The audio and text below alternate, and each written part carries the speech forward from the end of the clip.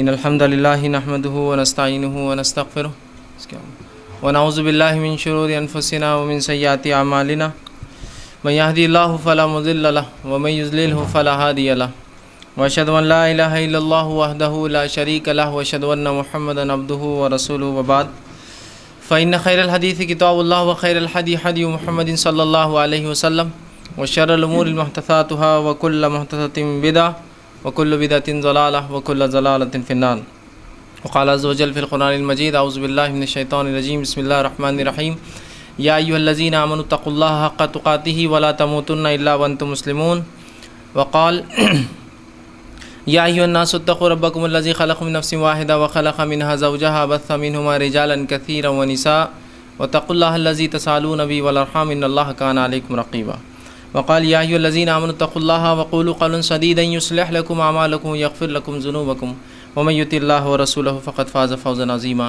اللهم صل على محمد وعلى آل محمد كما صليت على إبراهيم وعلى آل إبراهيم إنك حميد مجيد اللهم بارك على محمد وعلى آل محمد كما باركت على إبراهيم وعلى آل إبراهيم إنك حميد مجيد رب اشرح لي صدري ويسر لي أمري واحلل عقدة من لساني يفقهوا قولي أما بعد تمام تعریفیں اس اللہ عز و جل کے لیے لائق و زیبا ہے جو تمام جہانوں کا بنانے والا اور اسے پالنے والا ہے، اور درود و سلام اس کے آخری نبی محمد صلی اللہ علیہ وسلم پر۔ الحمدللہ ہم تمام یہاں اس ہفتے واری درس قرآن کے لیے جمع ہوئے ہیں۔ انشاءاللہ عزیز جو کڑی اور جو سیریز ہماری چل رہی تھی وہ تھی طہارت کے تعلق سے، اور سب سے پہلے اس میں ہم نے جو ہے رفع حاجت کے احکام میں نے آپ کے سامنے بہرحال رکھنے کی کوشش کی، جو 2 ہفتے پہلے ہم نے دیکھے۔ اس کے بعد پچھلے ہفتے میں نے آپ کے سامنے جو ہے کچھ باتیں وضو کے تعلق سے، وہ کون سے امور ہے جو وضو کو جو ہے ہم پر کون سے امور ہے جو وضو کو ہم پر جو ہے واجب کر دیتے ہیں، وہ کیا کام ہے جن کے کرنے سے جو وضو ٹوٹ جاتا ہے۔ بہرحال مختلف بہت ساری باتیں بہرحال پچھلی بار وضو اور وضو کے تعلق سے جو باتیں ہو سکتی تھی میں نے آپ کے سامنے بہرحال رکھنے کی کوشش کی۔ اب آئیے بہرحال آج جو ہے ہم کچھ باتیں جو ہے غسل کے تعلق سے دیکھنے کی کوشش کرتے ہیں کہ غسل کیا ہے اور کب ہم پر واجب ہوتا ہے، اور کچھ بہرحال بنیادی باتیں غسل کے تعلق سے ہم دیکھنے کی کوشش کریں گے۔ سب سے پہلی چیز تو جب بھی ہم یہ تمام چیزوں کو سیکھیں، چاہے طہارت کے مسائل ہو، نماز ہو، روزہ ہو، زکوٰۃ ہو، حج ہو، یہ تمام چیزیں یہ تمام عبادت کا حصہ ہے، یاد رکھیے ان کو سیکھنے کا بھی ثواب ہے۔ ورنہ لوگ یہ سمجھتے ہیں کہ صرف عبادت کرنے کا ثواب ہے، جو مخصوص عبادتیں ہیں، جو فرائض ہے جیسے نماز ہے، روزہ ہے، زکوٰۃ ہے، حج ہے، لیکن ان کو سیکھنا ان کے نزدیک عبادت نہیں ہوتا یا باعث اجر و ثواب نہیں ہوتا، تو لہٰذا ہم سیکھنے پہ اس لیے زیادہ وقت نہیں ڈالتے ہیں۔ ٹھیک، ہمارے لیے وہ عبادت کا کرنا ہے، ہمیشہ نماز پڑھنا ہمارے لیے اہم ہے، نماز سے پہلے وضو طہارت اس کے سیکھنے کی کوئی اہمیت نہیں ہمارے پاس۔ ٹھیک، اور ہوتا یہ ہے کہ ہم اس معاملے کو بہت آسانی سے لے لیتے ہیں۔ رہا مسئلہ ان لوگوں کا جن کے پاس علم نہیں ہوتا، وہ اس مسئلے کو بڑے سنگینی سے لیتے ہیں۔ ان کے پاس ہر بار آپ کو طہارت کی باتیں، طہارت کے تعلق سے، طہارت کے مسائل یا مختلف چیزیں وہ سکھاتے ہیں، لیکن ہمارے پاس ایک افسوسناک بات ہے، وہ لوگوں کے پاس بالخصوص جو کتاب و سنت کو مانتے ہیں کہ طہارت کے تعلق سے بہت کم ہم ترجیح دیتے ہیں، یا اس کی طرف جو ہمارا بہت کم رجحان ہوتا ہے، یا اس کے مسائل پہ ہم بہت کم بات کرتے ہیں۔ اس کے دیگر باتیں جو طہارت کی بنیاد پر ہوتی ہے، جیسا حج ہو گیا، عمرہ ہو گیا، یا اس کے بعد نماز ہوگی، اس پہ ہم بڑا ڈسکشن کرتے ہیں۔ تو ضرورت یہ بات کی ہے کہ وہ چیزیں جو بنیاد ہوتی ہے کسی چیز یا کسی عمل کے کرنے کے لیے، وہ بنیادوں کو زیادہ اہمیت دی جائے ان عمل سے، اس لیے کہ وہ بنیادیں وجہ بنتی ہے اس عمل کے تکمیل تک پہنچانے کے لیے۔ جیسا کہ میرا طہارت وجہ بنتی ہے میری نمازوں کے لیے، اس کی اگر طہارت درست نہیں تو پھر نمازوں کا معاملہ بہرحال درست نہیں ہو سکتا، یاد رکھ۔ تو لہٰذا ہم جتنی اہمیت عبادتوں کو دیتے ہیں، فرائض کو دیتے ہیں، اس سے کئی گنا زیادہ اہمیت وہ چیزوں کو دیجیے جو اس چیز تک پہنچاتی ہے، اس عبادت کو قابل قبول بناتی ہے اللہ کے پاس، یاد رکھیے۔ تو بہرحال یہ اعمال جو ہم سیکھ رہے ہیں یہ بھی عبادت ہے، پہلی چیز۔ دوسرا، کچھ لوگ یہ غلط فہمی میں ہوتے ہیں کہ یار یہ سب تو اس میں کچھ باتیں ایسی ہوتی جو بہائی جیسی دکھتی ہے، وہ بہائی لیکن ہوتی نہیں ہے۔ ایک چیز ہے کسی چیز کو آپ کے نزدیک کچھ ہونا، اور ایک ہے شریعت کے نزدیک اس کا مقام۔ تو یاد رکھیے اگر کچھ چیزوں کو ہم بہائی سمجھ کے طہارت کے مسائل کو چھوڑ دیں گے تو بہت سی بار اپنی عبادتوں کو ہم اسی وجہ سے ضائع کر دیں گے کہ ہمیں اپنے نزدیک ہم نے سوچ لیا کہ یہ بہائی ہے، جس کے بنیاد پر ہم وہ کام نہیں کرتے، یا وہ کام بولتے نہیں، وہ کام میں شرماتے ہیں، اور جس کی بنیاد پر پھر ہماری عبادتیں، نمازیں، روزے، معاف کرنا نماز ہے، طواف ہے، وہ عبادتیں بہرحال جن کا تعلق طہارت سے ہے، وہ تمام عبادتیں ہماری ضائع ہو جاتی ہیں۔ تو اس معاملے میں جو ہے جب معاملہ کتاب و سنت کے سیکھنے سکھانے کا ہے تو اس میں خواہ کی شرم اختیار نہ کریں۔ شریعت بہت باحیا ہے، شریعت ہم کو حیا کا درس دیتی ہے، لیکن اسی باحیا شریعت نے یہ تمام باتیں ہم کو سکھائی. تو سمجھ میں آ رہی بات, یہ بے حیائی نہیں اگر ہم یہ باتیں ڈسکس کرتے ہیں. چونکہ پچھلی مرتبہ میں نے کچھ باتیں وضو کے تعلق سے رکھی, نواقص وضو کن چیزوں سے ٹوٹ جاتا ہے رکھی, اور کچھ باتیں آج غسل کے تعلق سے آئیں گی جو اور بڑے جو ایسے کام ہوتے ہیں جن کے انسان, جیسا کہ نجاست, گندگی یا جو ہے غلاظت کی, اور ایسی بڑی کام جو انسان سے ہوتے ہیں جس کی بنیاد پر اس کا غسل ٹوٹ جاتا ہے. وضو جو ٹوٹتا ہے وہ ایسی نجاستیں ہوتی ہیں جو چھوٹی حدث, ایسی حدث ہے جو چھوٹی ہے پھر بھی. لیکن جب غسل کی بات آئیں گی تو آپ یہ غلط فہمی مبتلا مت ہوئیے کہ یہ تو بے حیائی ہے, بلکہ یہ تو علم ہے. اس کو سیکھے بغیر ہمارے پاس چارہ نہیں, یاد رکھیے. تو یہاں خام و خواہ کی حیا اختیار کرنا بہت زیادہ نقصان کا باعث ہو سکتی ہے. جیسا کہ میں ایک واقعہ بہرحال پچھلی بار سنایا تھا, یہ واقعہ اس لیے سناتا ہوں تاکہ ہم اس سے بات کو سمجھیں کہ ایک مرتبہ جو ہے ایک خاتون تھے, وہ حج کے لیے گئے. جب حج کو گئے وہاں تو کچھ مسائل طہارت کے اعتبار سے ان کو ہو گئے, جس کو پوچھنے میں ان کو حیا محسوس ہوئی, اور انہوں نے وہ بات اپنے محرم کو بھی نہیں بتائی کہ ایسا ایسا مسئلہ ہے بہرحال. اور وہاں سے وہ نکل کر آ گئی. مطلب انہوں نے طواف افاضہ, جو طواف ہوتا ہے جو کہ رکن ہے حج کا, وہ نہیں کیا. اور چونکہ ان کو حیض آ گیا تو انہوں نے بتانا مناسب نہیں سمجھا, چونکہ ان کی نزدیک یہ بے حیائی تھی. اور ظاہر سی بات ہے ہندوستان سے جانے والے کے لیے حج بولے تو بہت بڑا وہ چیز ہے, ایک تو مالی اعتبار سے بہت بڑا مسئلہ ہے, پھر ایک عورت کو جانے کا موقع مل جائے یہ اور بڑی بات ہے اس کے لیے, اس لیے کہ اس کے لیے اس کا محرم کا ساتھ ہونا شرط ہے. پھر اگر اولاد کی پیدائش ہوگی, دیگر مسائل ہے, تو پھر اس کے لیے وہ چیز چوک جاتی ہے نا. جیسے شادی شدہ عورت ہے اور اگر سال 2 سال میں اس کو اولاد ہوتی رہی تو پھر بچوں کو لے جانا مشکل, تو اس کے لیے تو بڑا اہم تھا کہ ایک وقت میں صحیح فائدہ اٹھا لے. لیکن چونکہ انہوں نے اس کو بے حیائی کا تقاضا سمجھا کہ اگر میں یہ مسائل پوچھ لوں اپنے محرم سے یا موجودہ علماء سے, انہوں نے نہیں کیا اور خاموشی سے نکل کر آ گئی. ہندوستان آنے کے بعد کسی نے احساس دلایا کہ کم از کم پوچھ تو لو کیا ہوا. تو پھر مجھ سے پوچھا تو میں نے کہا نا آپ کا حج ہوا, اس لیے کہ آپ نے ایک رکن چھوڑ دیا, رکن چھوڑنے سے عبادت ضائع ہو جاتی ہے. تو طواف افاضہ نہیں کرنے سے حج نہیں ہوا. آپ پر ایک دم بھی لازم آیا کہ آپ نے ایک رکن چھوڑ کے آ گئے نا, اور حج بھی نہیں ہوا آپ کا. اب دیکھیے کتنے خرچے کی بات ہے, ہندوستان سے پھر جانا, ساتھ محرم کا, اگر اس کا حج 1 لاکھ کا ہے تو اس کے محرم کو ساتھ جانا پڑے گا, اس کے لیے اس کا حج ملا کے 2 لاکھ. سفر کی تکلیف ہے پھر سے برداشت کرنا, بچے تھے اگر چھوڑ کے گئی تھے تو وہ برداشت کرنا, ایک دم بھی دینا چونکہ اس سے وہ اگر دم تو یہاں سے بھی وہ کسی سے بول کر دے دیں گے, کتنے مسائل ہو جاتے ہیں نا. تو اگر وہ اس معاملے میں وہ حیا کے تقاضے نہ رکھتی جو خامخواہ کی ہیں, ریئلسٹک ہوتی, حقیقی دنیا میں جیتے, اور جہاں یہ تمام معاملے اللہ رب العزت نے انسان کے ساتھ لگا دیے ہیں, ان معاملات کو اسی سنجیدگی سے لے جس سنجیدگی شریعت نے بتایا, خامخواہ کے حیا کے تقاضے نہ رکھے, تو انشاءاللہ عزیز بہت فائدہ ہوگا. اس لیے کہ شریعت ہم سے زیادہ بحیا, وہ جانتی ہے کیا بتانا ہے کیا نہ بتانا ہے, کس چیز کو ڈسکس کرنا اچھا ہے کس کو ڈسکس کرنا اچھا نہیں ہے. تو یہاں شریعت نے یہ تمام باتیں بتائی ہیں. تو لہٰذا جب میں کچھ باتیں اس میں رکھوں گا تو آپ اس کو خامخواہ کی حیا کے اوپر نہ لے جائیں. یا بہت سے لوگ ہوتے بھائی فیض بھی بڑی بے شرمی سے فلاں الفاظ ادا کر دیتے, فلاں کر دیتے ہیں نا, بہت سی بار ہوتا ہے. اور کچھ خواتین مجھے بعد میں وہ بھی دیا کہ فیض بھائی کا استغفار ہم پڑھتے بیٹھتے, بولے اتنے بار الفاظ ادا کرتے کچھ بھی, اور ہم کا استغفار کرنا پڑتا ہے, ان کا استغفار پتہ نہیں کون کرتا ہوں گا. تو لہٰذا ہم نے کچھ چیزوں کو خامخواہ بے حیائی کا تقاضا بنا دیا نا, تو لہٰذا استغفار کر رہے ہیں. نبی اکرم صلی اللہ علیہ وسلم کے پاس خواتین آتی, مسائل پوچھتی, سوالات کرتی, آپ نے کبھی ایک مرتبہ نہیں آتا کسی صحابیہ کو دیکھا اور استغفار پڑھ کے منہ پھیر لیا کیسا سوال کر رہی ہے یہ. حالانکہ صحابیات نے ایسے ایسے سوال کی نبی اکرم صلی اللہ علیہ وسلم سے, چونکہ آپ شارع تھے, شریعت ساز تھے, آپ پر شریعت اتر رہی تھی. اگر آپ منہ پھیر لے, آپ استغفار پڑھ دے, تو کیا وہ عورت پھر دوبارہ اور کیا صحابیات ہمت کریں گے کوئی سوال کرنے کا؟ تو یہ شرعی مسئلہ تھا. صحابیات جانتی تھی کہ اس کے بغیر ہماری عبادتیں مکمل نہیں ہوں گی, اس کے بغیر دیگر عبادتیں اللہ قبول نہیں کریں گا, تو لہٰذا سوال تو کرنا ہے انہوں نے. ٹھیک ہے, تو بہرحال اس چیز کو, ہاں ظاہر سی بات ہے میں عام ڈسکشن میں کسی عورت سے بیٹھ کر یہ سب باتیں نہیں کر سکتا ہوں, لیکن ایسی مجالس سے جہاں لوگ کامن ہیں اور لوگ سمجھ رہے اور علم سیکھنے سکھانا کا مرحلہ ہے, تو ان تمام باتوں کو میں سمجھتا ہوں آپ لوگ اسی انداز سے لیں گے. ٹھیک, تو آئیے چند باتیں ہم دیکھتے ہیں غسل کے تعلق سے, چونکہ ہم وضو تک پچھلی مرتبہ پہنچ چکے تھے. اب آئیے غسل کے تعلق سے ہم دیکھتے ہیں. سب سے پہلی چیز تو غسل جو ہے یہ معروف ہے, مشہور چیز ہے, اور یہ وہ چیز ہے جو ہماری نماز کی اور طواف کی بنیاد بنتی ہے. جیسا کہ نماز اور طواف 2 ایسی عبادتیں جو بغیر وضو کے نہیں ہوتا, یہ وضو ان کے لیے شرط ہے. تو وضو کے لیے یاد رکھیے غسل ہونا بھی شرط ہے. وضو گو ایک مستقل عبادت ہے, وہ اپنی جگہ ہے کہ اگر انسان کو غسل نہ بھی ہو تو وضو کر سکتا ہے, وہ ایک الگ چیز ہے.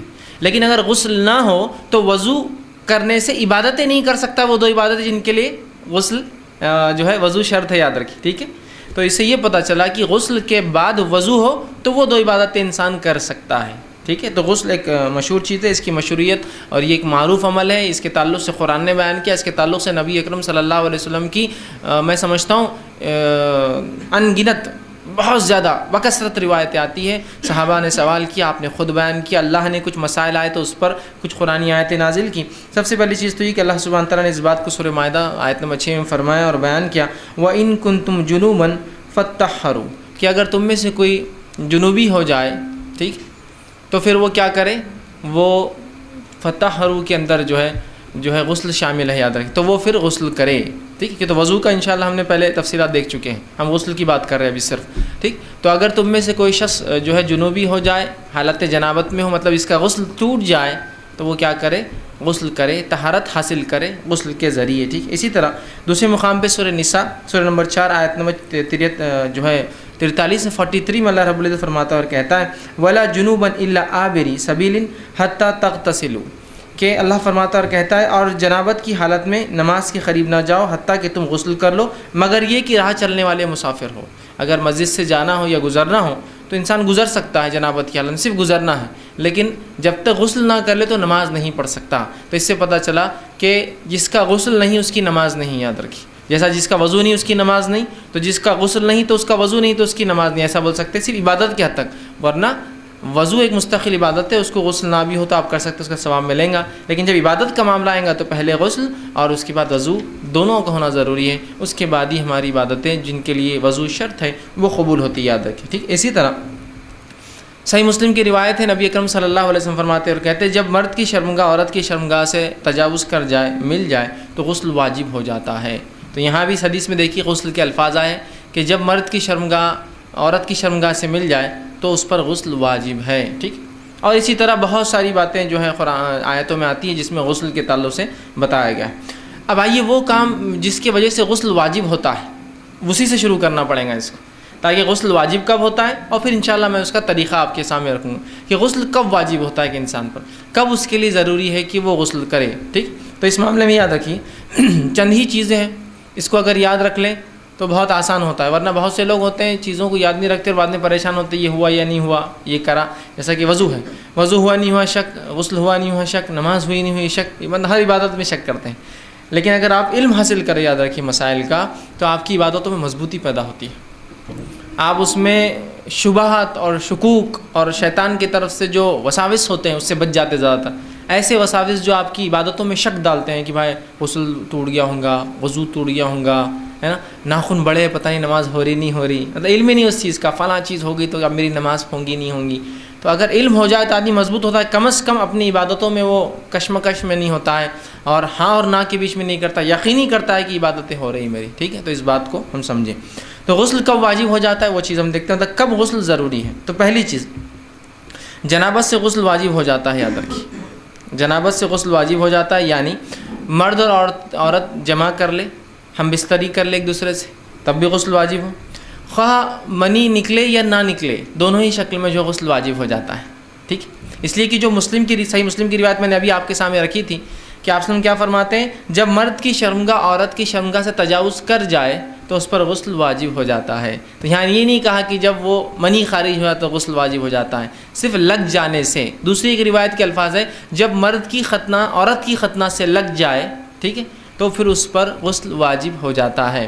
تو سب سے پہلی چیز جس کی وجہ سے غسل ٹوٹ جاتا ہے یا ہم پر غسل واجب ہو جاتا ہے، دونوں ہی باتیں ایک ساتھ یاد رکھیں، ٹوٹ بھی جاتا ہے ان چیزوں سے اور واجب بھی ہو جاتا ہے. تو اگر میں کہہ رہا ہوں غسل واجب ہو جاتا ہے مطلب ٹوٹ جاتا ہے تبھی واجب ہو جاتا ہے. ٹھیک، تو سب سے پہلی چیز جس وجہ سے غسل ہم پر واجب ہوتا ہے وہ یہ ہے کہ جب انسان ہم بستری کر لے، جمع کر لے، چاہے منی خارج ہو چاہے خارج نہ ہو، دونوں ہی شکل میں اس شخص کو جو ہے اور اس عورت کو جو ہے، اس مرد کو مطلب شوہر کو اور اس بیوی کو، دونوں کو غسل لینا پڑے گا. یاد رکھیے یہ پہلی چیز ہے جس پہ غسل ہم پہ جو ہے واجب ہو جاتا ہے، یاد رکھیں. ٹھیک، اسی طرح اور اگر نیند میں انسان ہو، ٹھیک، اور نیند میں انسان اور منی خارج ہو جائے، ٹھیک، مثال کے طور پر آدمی نے کوئی خواب دیکھا ہو اور خواب دیکھنے سے جس کو احتلام کہتے ہیں، بہرحال احتلام ہو جائے، اور کوئی خواب دیکھا اور خواب دیکھنے کے بعد جو ہے منی خارج ہو گیا ہو، تو یاد رکھیے اس معاملے بھی غسل واجب ہے. ہاں اگر خواب دیکھا ہو لیکن منی خارج نہ ہوا ہو تو پھر غسل واجب نہیں. ٹھیک، لیکن اگر خواب دیکھا ہو اور منی خارج ہو گیا ہو تو یاد رکھیے یہاں بھی غسل واجب ہے، اس کو احتلام کہتے ہیں. تو ایک جنابت جس وجہ سے غسل واجب ہو جاتا ہے، جنابت کے اندر چاہے منی خارج ہو یا نہ ہو، دونوں ہی شکلوں میں ہو جاتا ہے. ٹھیک ہے، یا مکمل عمل ہو نہ ہو، صرف داخل کیا، کسی وجہ سے اس کو دور ہٹ جانا پڑا اپنی بیوی سے، ایسے مسائل ہو سکتے ہیں ان لوگوں کے ساتھ جن کو چھوٹے بچے ہیں، ٹھیک، کہ انسان جو اپنی بیوی کے ساتھ جو ہے ارادہ کیا ہو، داخل ہوا ہو، بچہ اٹھ گیا، فلاں ہو گیا، یہ ہو گیا، تو انسان دور ہٹ جاتا ہے، لیکن اب اس پر غسل واجب ہو گیا، پھر چاہے وہ بعد میں جماع کرے یا نہ کرے غسل اس سے واجب ہو۔ ورنہ بہت سے لوگ یہ سوال کرتے ہیں ایسا ہوا میں کیا کروں، ٹھیک، تو اس پر غسل یاد رکھیے واجب ہو گیا، کیونکہ یہاں حالانکہ منی خارج نہیں ہوئی لیکن پھر بھی ہوا، ہو جائے تب بھی ہوا، یا اسی طرح احتلام ہو جائے، مطلب نیند لگی، خواب دیکھا اور خواب کے بعد منی خارج ہونا شرط ہے، یاد رکھیے، تو بھی اس کا غسل جو ہے اس پہ واجب ہوا، اور احتلام مرد کو بھی ہو سکتا ہے، احتلام عورت کو بھی ہو سکتا ہے، تو ان شکلوں کے اندر غسل جو ہے ایک شخص کے اوپر یا اس عورت پر یا اس مرد پر یاد رکھیے غسل واجب ہو جائیں گے، یاد رکھیے۔ اب ضروری ہے، فرض ہے اس کے اوپر کہ وہ غسل لے لے، اور یہ چیز غسل کو توڑ بھی دیتی ہے، اسی لیے اس پہ غسل واجب اور فرض ہو جاتا ہے، ٹھیک۔ نبی اکرم صلی اللہ علیہ وسلم بہرحال قرآن کی جو ایک آیت میں نے آپ کے سامنے تلاوت کی تھی، سورہ مائدہ کی آیت نمبر 6، جس میں اللہ نے فرمایا اور اگر تم جو ہے جنوبی ہو تو نہا لیا کرو، ٹھیک، اگر تم میں سے کوئی شخص جنابت کی حالت میں ہو تو وہ غسل لے لے، ایک بات یہ تھی۔ دوسرا، نبی اکرم صلی اللہ علیہ وسلم کی صحیح بخاری کی ایک روایت ہے، آپ نے فرمایا کہا جب دونوں کی شرمگاہیں آپس میں مل جائیں تو غسل واجب ہو جاتا ہے، ٹھیک، اس لیے میں نے کہا منی خارج جو ہے نا، جب دونوں کی شرمگاہیں مل جائیں تو غسل ان دونوں پر واجب ہو جاتا ہے، ٹھیک۔ تو یہ پہلی شکل تھی غسل کے لیے، ٹھیک، جس کا تعلق شرمگاہ سے تھا اور جس کا تعلق، ٹھیک ہے، منی کے خارج ہونے سے تھا، چاہے وہ بیوی سے ہم بستری کی شکل میں ہو یا صرف ملنے سے ہو جائے کہ داخل ہوا لیکن ابھی منی نہ بھی نکلا ہو، یا انسان احتلام ہو جائے، مرد ہو یا عورت ہو، تو غسل واجب ہوا۔ دوسری شکل جس میں غسل واجب ہو جاتا ہے وہ یہ ہے کہ ماہواری یا نفاس کے خون کے بنیاد پر، ٹھیک، یا کسی کو وہ مسئلہ جو ہر عورت کو ہر مہینے ہوتا ہے، جو اللہ رب العزت کی طرف سے، بہرحال یہ ایک رحم ہے، میں اس کی تفصیلات انشاءاللہ آگے رکھنے والا ہوں، ورنہ بہت سے لوگ اس کو ایک سزا سمجھتے ہیں، اور اس کے پیچھے ایک عقیدہ بھی ہوتا ہے لوگوں کا۔ وہ عقیدہ یہ ہے چونکہ حوا نے جو ہے آدم کو بہکا، اس طرح سے بہرحال ایک عقیدہ عموماً ہوتا ہے، چلن میں ہے، میں جانتا ہوں کہ حوا نے چونکہ آدم کو بہکایا تھا تو ماہواری کا خون جو اس کو مینسس ہوتا ہے وہ اللہ نے سزا کے طور پر دیا بول کر ایسا عقیدہ افسوسناک باتیں مسلمان عورتیں رکھتی ہیں، ٹھیک، جب کہ یہ اللہ کی طرف سے ایک رحم ہے، اس لیے کہ اس کے رحم ہونے کی دلیل یہ ہے کہ جب عورت کو اولاد پیدا ہونے والی ہوتی ہے تو یہ خون آنا بند ہو جاتا ہے، اسی لیے کہ اسی جگہ سے پھر بچے کی ناف جڑ جاتی ہے اور مکمل خون کا دوران وہاں سے شروع ہو جاتا ہے، تو یہ رحم ہے اللہ کی طرف سے۔ ایک اولاد کی پیدائش سے پہلے اللہ اس کے رحم کو تیار کر دیتا ہے۔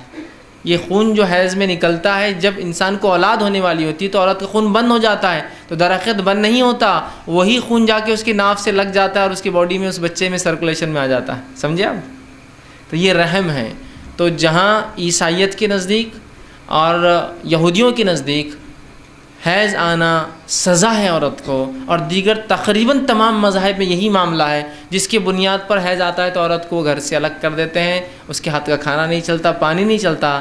شریعت نے یہ بتایا کہ یہ تو عورت پر اللہ کا رحم ہے کہ اس نے جو ہے اولاد کی پیدائش سے پہلے اس کو تیار کر دیا۔ بہرحال چلیے، تو حیض اور نفاس کے خون کے آنے سے جو ہے یاد رکھیے غسل واجب ہو جاتا ہے، یہ دوسری شکل ہے، ٹھیک ہے، اس لیے کہ اللہ رب العزت جو اس کے تعلق سے سورہ بقرہ سورہ نمبر 2 آیت نمبر 222 میں فرماتا اور کہتا ہے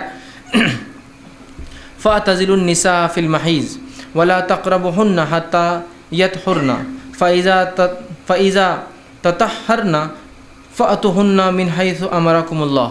دیکھیے آیت کا ترجمہ یہ ہے، حیض کے دنوں میں عورتوں سے الگ رہو اور پاک ہونے تک ان کے قریب نہ جاؤ، جب پاک ہو جائے تو جہاں سے تمہیں اللہ نے حکم دیا ہے جا سکتے ہو۔ تو یہاں دیکھیے دوسری بات آ گئی کہ اگر عورت کو حیض آ جائے تو انسان اس کا غسل اس پہ واجب ہو جاتا ہے، اور ایک بات یہ بھی پتہ چلی کہ اس دوران آدمی جو ہے عورت سے ہم بستری نہیں کر سکتا ہے نا، کیوں؟ تو یہاں کیا بیان کیا؟ تو الگ رہو، تو یہ الگ اسی معنی میں ہے، یاد رکھیے کہ اس سے ہم بستری نہ کرو، اس معنی میں نہیں ہے کہ ان کو گھروں سے نکال دو یا خود گھر سے نکل جاؤ، یقیناً اس معنی میں نہیں، یا ان کو الگ کمروں میں کر دو اور خود الگ کمروں میں، اس معنی میں نہیں ہے، اس لیے کہ نبی اکرم صلی اللہ علیہ وسلم کی زندگی سے ہم کو دیکھنا پڑے گا کہ اس آیت پہ آپ نے کیسا عمل کیا، اپنی عقلیں نہیں، چونکہ ظاہر تو ایسی دکھ رہا ہے کہ ان کو الگ رہو، ہے نا، تو ہم سمجھے الگ سے یہاں مراد نبی اکرم صلی اللہ علیہ وسلم کے تعلق سے ماں عائشہ فرماتی ہے کہ نبی اکرم صلی اللہ علیہ وسلم میرے مانڈی پر لیٹتے اور تلاوت قرآن کرتے جبکہ میں حیض کی حالت سے ہوتی۔ تو الگ کرنے سے مراد کیا ہے؟ ہم بستری مت کرو، بس یہ معنی ہے۔ الگ کر دو سے مراد الگ گھر الگ کمرہ نہیں ہے، ہوتا تو آپ کیوں پڑھتے؟ اسی طرح وہ کہتی ہے کہ میں حیض کی حالت سے ہوتی، اور نبی اکرم صلی اللہ علیہ وسلم نے مجھ سے ایک بار کہا کہ مسجد جا کر چٹائی لا، بچھانے کی جو ہوتی ہے۔ تو میں نے کہا اللہ کے رسول میں تو حائضہ ہوں، تو کہا کیا حیض تیرے ہاتھ میں آتا ہے؟ اگر ناپاک نہیں ہے تم جا کے لا سکتے، تمہارا ہاتھ ناپاک نہیں ہے، اس کی وجہ سے تم نماز ادا نہیں کر سکتی ہو، لیکن اس کا ہرگز مطلب نہیں کہ تم نجس ہو چکے ہو، اس لیے کہ مومن نجس نہیں ہوتا، یاد رکھیں۔ ہاں مشرک جو ہے ظاہری اعتبار سے نہیں، لیکن اس کے عقیدے کے اعتبار سے نجس ہے۔ مشرک بھی ظاہری نجس نہیں ہوتا، یاد رکھیے کہ آپ اگر انما المشرکون نجس قرآن نے کہا کہ مشرک نجس ناپاک پلید ہے، تو اس کا مطلب وہ ظاہری نہیں ہے، ظاہری غلاظت نہیں ہے، اس کا مطلب یہ اس کے عقیدے کی وجہ سے وہ نجس ہے۔ تو مومن اپنے عقیدے کی وجہ سے کبھی ناپاک نہیں ہوتا، نجس نہیں ہوتا، یاد رکھیے، ٹھیک ہے۔ تو کہا کیا حیض تیرے ہاتھ میں آتا ہے؟ مطلب میں تو ہاتھ کی بات کرنا، ہاتھ تو پاک ہے تیرے، وہ اٹھا کے لانے میں کیا حرج ہے، ٹھیک ہے۔ تو یہ روایتیں اس کی دلیل ہے، یاد رکھیے۔ اسی طرح ماں عائشہ رضی اللہ عنہا فرماتی ہیں کہ آپ صلی اللہ علیہ وسلم کی میں کنگھی کرتی، سر میں تیل لگاتی، آپ کا سر دھوتی، جب کہ میں حیض کی حالت سے ہوتی۔ تو الگ کر دو میں مراد کمرہ الگ گھر الگ نہیں، صرف ہم بستری نہیں کرنا، اس لیے کہ اس حالت میں آپ کا سر دھو رہی ہے، وہ آپ کے سر میں تیل لگا رہی ہے، سر کی مالش کری۔ اسی طرح میمونہ رضی اللہ عنہا جو امہات میں سے یہ بھی ہے، وہ کہتی ہے کہ میں نبی اکرم صلی اللہ علیہ وسلم میرے پاس ہوتے اور فجر سے پہلے آپ کچھ نمازیں پڑھتے، تو جو چادر میں حیض کی حالت میں ہوتی اوڑھی ہوئی ہوتی، اسی چادر کا ایک حصہ لے کے نبی اکرم صلی اللہ علیہ وسلم اس پر نماز پڑھتے۔ اگر الگ کر دو سے مراد الگ کمرہ الگ گھر ہوتا تو کیا آپ صلی اللہ علیہ وسلم ان کی اوڑھی ہوئی چادر کو آدھی وہ اوڑھی ہوئی اور آدھی بچھا کر نماز پڑھتے؟ اس پہ نہیں، آپ فوراً کہتے تھے کہ بھائی سب اب نکل جاؤ یہاں سے، اب اس لیے کہ تم سب ناپاک ہو چکے ہو، ٹھیک ہے۔ تو یہاں اس سے مراد یہ ہے، ورنہ بہت سی جگہ یہ ہوتا ہے کہ لوگوں کو عورتوں کو الگ کر دیا جاتا ہے، ایسا کوئی مسئلہ نہیں، یاد رکھیے، ٹھیک ہے، الحمدللہ۔ تو دیکھیے یہاں جو ہے حیض کی حالت کے تعلق سے بتایا گیا۔ اسی طرح جو ہے آپ صلی اللہ علیہ وسلم فرمایا، یہ صحیح مسلم کی روایت آپ نے فرمایا، جتنے دن تجھے حیض آتا تھا اتنے دن ٹھہری رہے، پھر غسل کر لے۔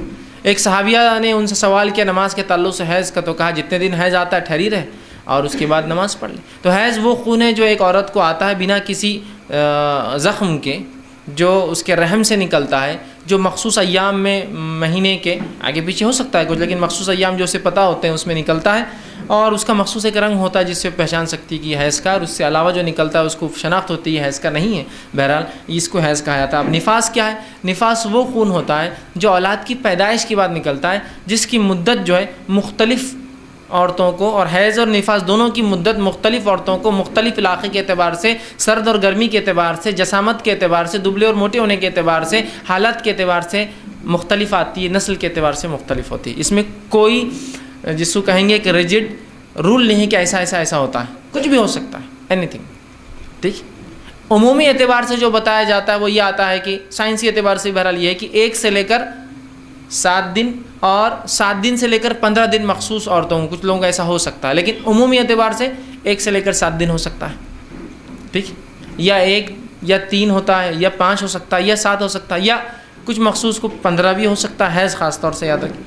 نفاس وہ خون ہوتا ہے جو پیدائش کے بعد آتا ہے، اس کی مدت کوئی طے نہیں، شریعت میں کچھ بھی ہو سکتا ہے۔ افسوس کی بات ہے لیکن ہمارے پاس مسلمانوں میں طے مدت ہے، کتنی؟ 40 دن، فکس 40واں دن ہوا پھر عورت نہاتی ہے، اور اس کے بعد کیا ہوتا ہے؟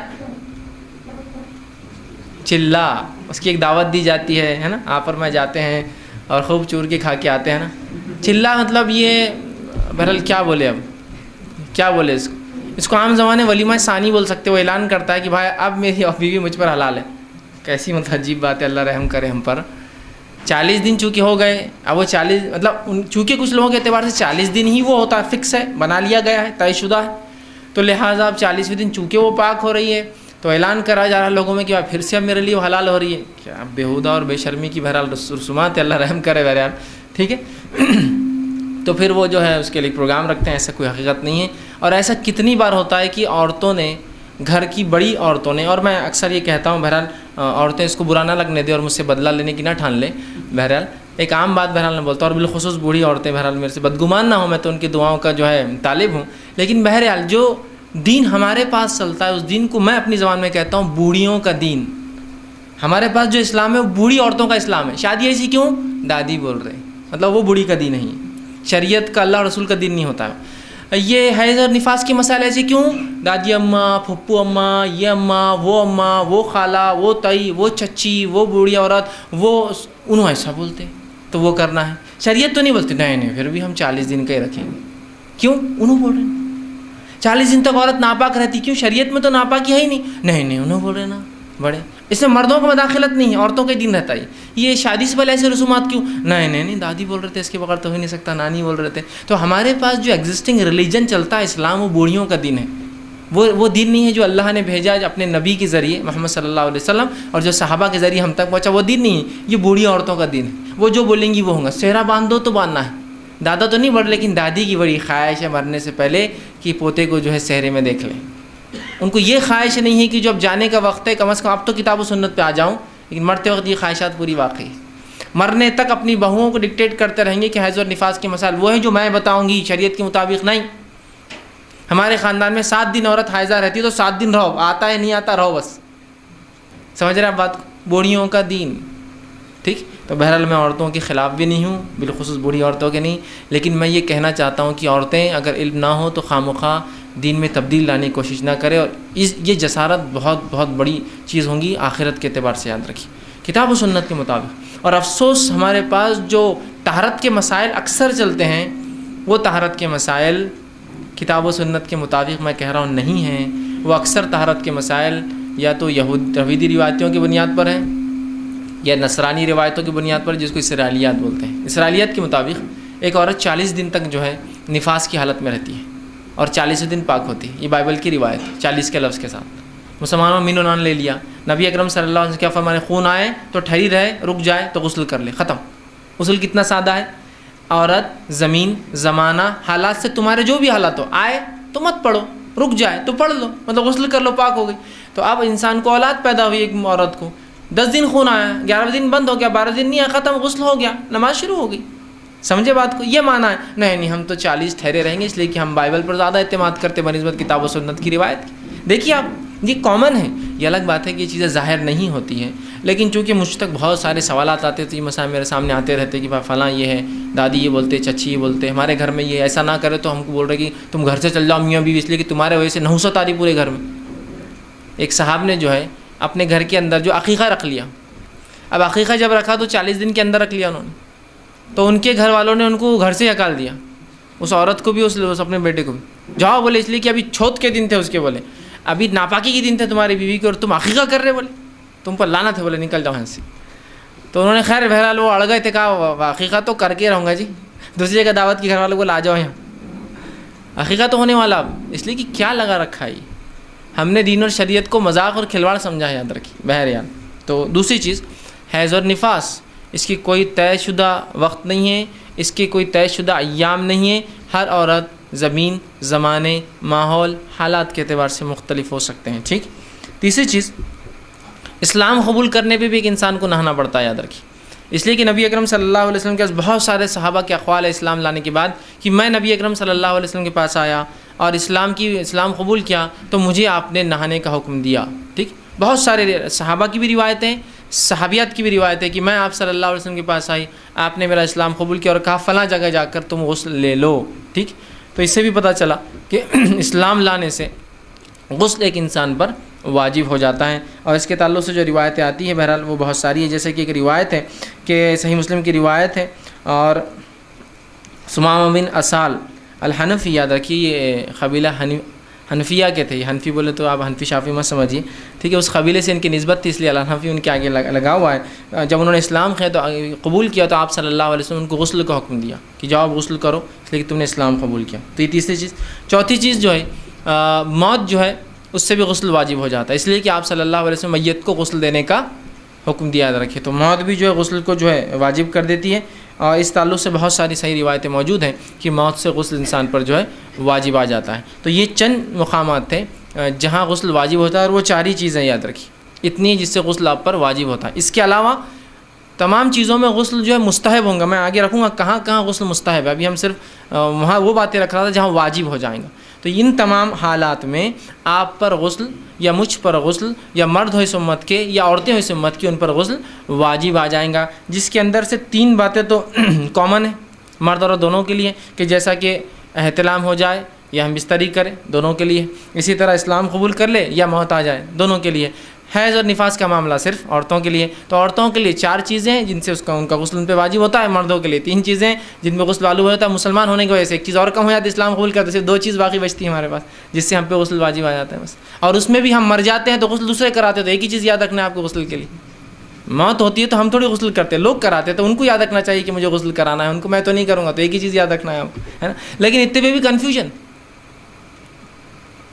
کنفیوژن، میں نے فلاں کیا میرا غسل باقی ہے نہیں ہے، میں نے یہ کھا لیا میرا غسل باقی ہے نہیں ہے، میں نے وہ دیکھ لیا میرا غسل رہا ہے نہیں رہا، میں نے اتنا واضح ہے، اس کے بعد بھی شکوک اور شبہات اپنی عبادت میں نہیں ہونا چاہیے. ٹھیک، تو کتنا آسان ہے، دیکھیے ایک ہی چیز میں سمجھ رہا ہوں جو ظاہر ہے، ایک چیز عورتوں کے لیے خاص، ایک چیز مرد عورت دونوں کے لیے، اور 2 چیزیں ایک اسلام قبول کرنے والے کے لیے تو میرے لیے نہیں، کوئی نو مسلم ہو تو اس کو آپ کروا سکتے ہیں، آپ کے سامنے قبول کریں، اور ایک مر جائے تو وہ میں بھی نہیں کروں گا، آپ بھی مر جائے تو آپ کے لیے بھی کوئی دوسرا کریں گا، عورتیں مرے یا کوئی دوسرا کرتا ہے وہ ان کو یاد رکھنا چاہیے کہ مجھے غسل کرانا ہے. تو سمپل ایک ہی چیز ہمارے لیے بچتی ہے جس کو یاد رکھنا ہے ذہن میں. عورتیں 2 چیزیں یاد رکھ لیں، ہم بستری اور حیض نفاس، مرد ایک ہی چیز یاد رکھے کہ احتلام ہو جائے، منی خارج ہونا اس میں شرط ہے، یا اپنی بیوی سے ہم بستری کی نیت کرے اور کرنا شروع کرے لیکن اس سے منی خارج ہونے سے پہلے کچھ وجہ سے الگ ہو جائے، کچھ وجہ تو بہرحال اس معاملے میں اس پر جو ہے غسل واجب آ جاتا ہے. تو یہ تھے جہاں غسل ہم پر واجب آ جاتا ہے یا غسل ٹوٹ جاتا ہے یا جس کی وجہ سے غسل کرنا ہم پر ضروری ہے. ٹھیک ہے، چلیے آئیے اب اس کے بعد وہ کون سی چیزیں ہوں گی جس کے اندر غسل لینا مستحب ہے.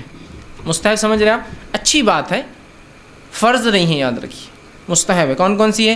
جمعہ کے دن غسل لینا مستحب ہے. حالانکہ اس کے لیے الفاظ واجب کے بھی آئے ہیں حدیث میں، لیکن علماء کہتے ہیں کہ بہرحال پھر بھی یہ جو ہے مستحب کی شکل ہے، بہت اچھی بات ہے، افضل ہے. ٹھیک، تو جمعہ کے دن غسل لینا مراد جمعے کی نماز کے لیے، لیکن جمعہ بولے تو آپ جمعہ پڑھ لیں گے اور اس کے بعد غسل لیں گے، چونکہ جمعہ تو چالو ہے مغرب تک، مطلب جمعے کی نماز کے لیے. دوسرا عیدین کے لیے مستحب ہے، کوشش کرے کہ عیدین کی نماز کو آپ جائے تو غسل لے کے جائے، نبی اکرم صلی اللہ علیہ وسلم کی سنت تھی. یا جمعہ کے لیے غسل لینا سنت موقعہ بھی کہلا سکتا ہے، اس لیے کہ آپ سب نے اس کو واجب قرار دیا. بہرحال عیدین کے اس میں دوسری جگہ. تیسرا جو ہے میت کو غسل دینے والا بھی غسل لے. ٹھیک، میت کو غسل دینے والا بھی غسل لے، میت کو کاندھا دینے والا جو ہے وضو کرے. ٹھیک ہے، اسی طرح چوتھی چیز جو ہے احرام باندھنے سے پہلے غسل کرنا مستحب ہے. نبی اکرم صلی اللہ علیہ وسلم کو دیکھا گیا آپ جو ہے آپ نے جو احرام باندھنے سے پہلے جو غسل کیا. اسی طرح جو مکے میں داخل ہونے سے پہلے نبی اکرم صلی اللہ علیہ وسلم جب مکے میں داخل ہوتے تو 1 رات پہلے ایک مقام پر رکتے، وہاں آرام کرتے، غسل لیتے اور پھر مکے میں داخل ہوتے. تو مکے میں داخل ہونے سے پہلے 5ویں جگہ. چھٹی چیز جو ہے استحاضہ والی عورت بھی غسل کر سکتی ہے چاہے تو، یہ مستحب ہے، اس کے لیے فرض نہیں ہوتا، انشاءاللہ آگے تفصیلات آنے والی ہیں. استحاضہ وہ خون ہوتا ہے جو حیض سے ہٹ کر کبھی یوں ہی آ جاتا ہے، جس کا رنگ حیض کے خون سے الگ ہوتا ہے، لہٰذا اس پر غسل واجب نہیں ہوتا، مستحب ہے. حالات ہے، سہولت ہے تو لے لے، نہیں تو کوئی مسئلہ نہیں، صرف شرمگاہ دھو لے، کپڑے کا وہ حصہ دھو لے تو وہ پاک ہے، وضو کر لے اور نماز پڑھ سکتی ہے. ٹھیک، 7ویں جگہ جہاں انسان غسل لیں گا مستحب ہے وہ ہے غشی. کوئی بے ہوش ہو جائے، غشی طاری ہو جائے، اٹھ جائے تو یہ بھی مستحب ہے کہ غسل لے لے، اس لیے کہ پتہ نہیں اس کا جب غشی طاری ہوئی تو کیا معاملہ ہوا. ٹھیک ہے، تو بہتر ہے. 8ویں جگہ جہاں آپ غسل لے سکتے ہیں مستحب ہے وہ یہ ہے کہ مشرک کو دفنانے کے بعد.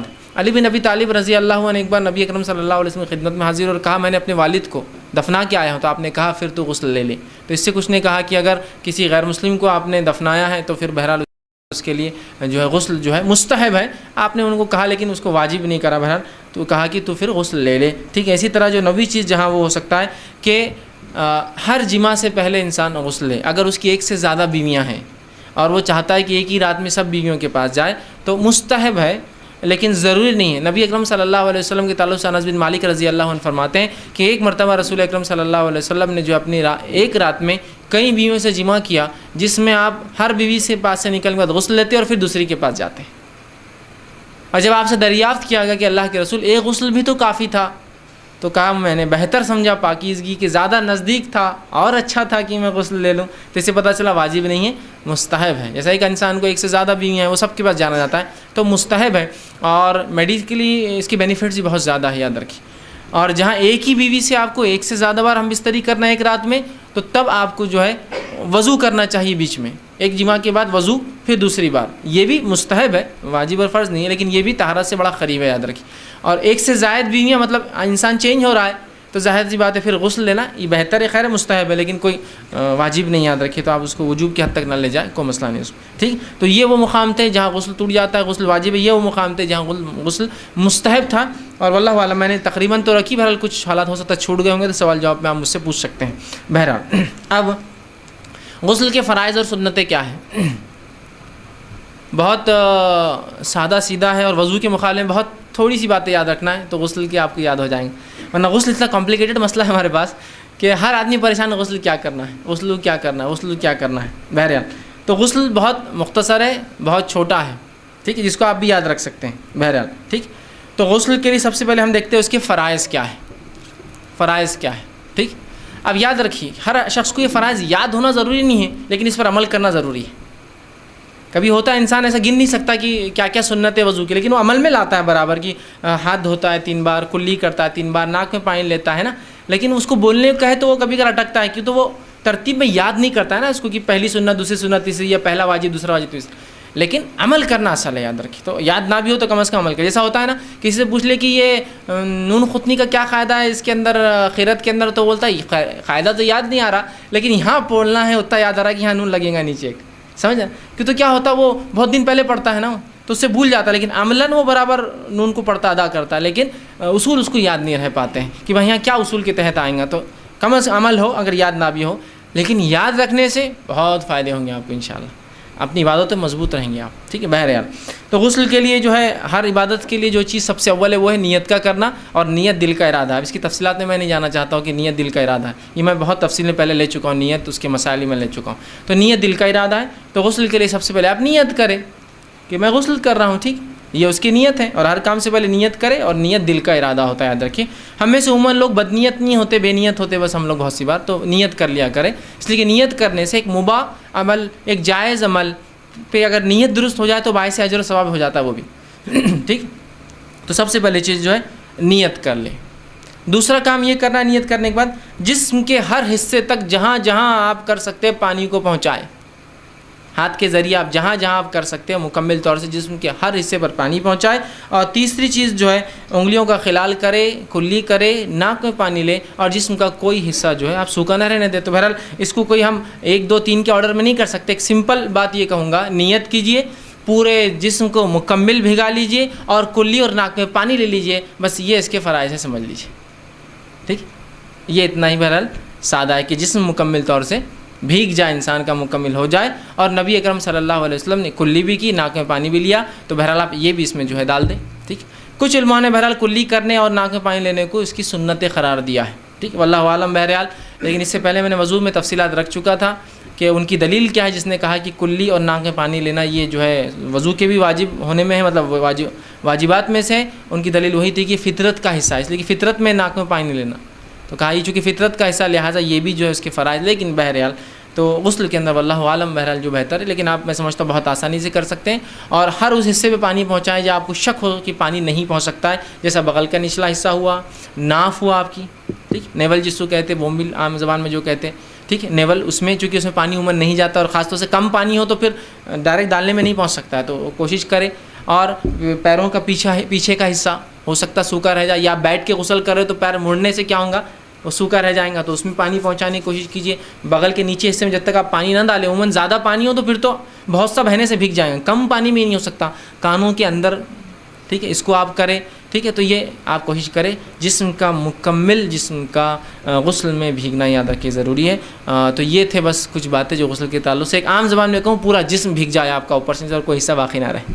اور غسل جنابت ہو تو پھر جڑوں تک پانی جانا ضروری، یاد رکھیں۔ غسل جنابت وہ غسل ہوتا ہے جو آپ پر واجب ہے کرنا، اور عام غسل وہ ہوتا ہے جو واجب نہیں پھر بھی آپ کرنا، ایسا آپ روز غسل کرتے ہیں لیکن واجب نہیں آپ لیکن کرتے ہیں، تو اس میں اگر پانی جڑوں تک نہ آیا تو کوئی مسئلہ نہیں، لیکن غسل جنابت میں جڑوں تک پانی جانا شرط ہے مردوں کے لیے، اور عورتیں جن کے بال بہت گھنے ہوتے ہیں، یا وہ عورتیں جو بہت زیادہ چوٹیاں ڈالتی ہیں، ان دونوں کے لیے اپنی چوٹی کھولنا اور گھنے بالوں تک پہنچنا ضروری نہیں، اگر اوپر بھی 3 بار پانی ڈال لے تو انشاءاللہ ان کے لیے کافی ہو جائیں گے۔ جیسے کہ ایک صحابیہ آئی اور کہا اللہ کے رسول صلی اللہ علیہ وسلم، میں نے اپنے بالوں کو سدھارا ہے بہت مشکل سے، ہو سکتا ہے ان کے بال کرلی ہوں گے، گھنگرالے بال جیسے افریقن ہوتے ہیں نا، تو انہوں نے کہا کہ میں نے ان بالوں کو سیدھا کرنے کے لیے بہت ساری چوٹیاں ڈالی، چھوٹی چھوٹی، چونکہ جن کے بال گھنگرالے ہوتے ہیں ایک چوٹی بڑی نہیں آتی، چھوٹی چھوٹی چوٹیاں ڈالتے ہیں، تو کہا اب کیا میں ہر بار غسل جنابت کو پوری چوٹیاں کھولوں، پوری پلیٹس کھولوں اس کی؟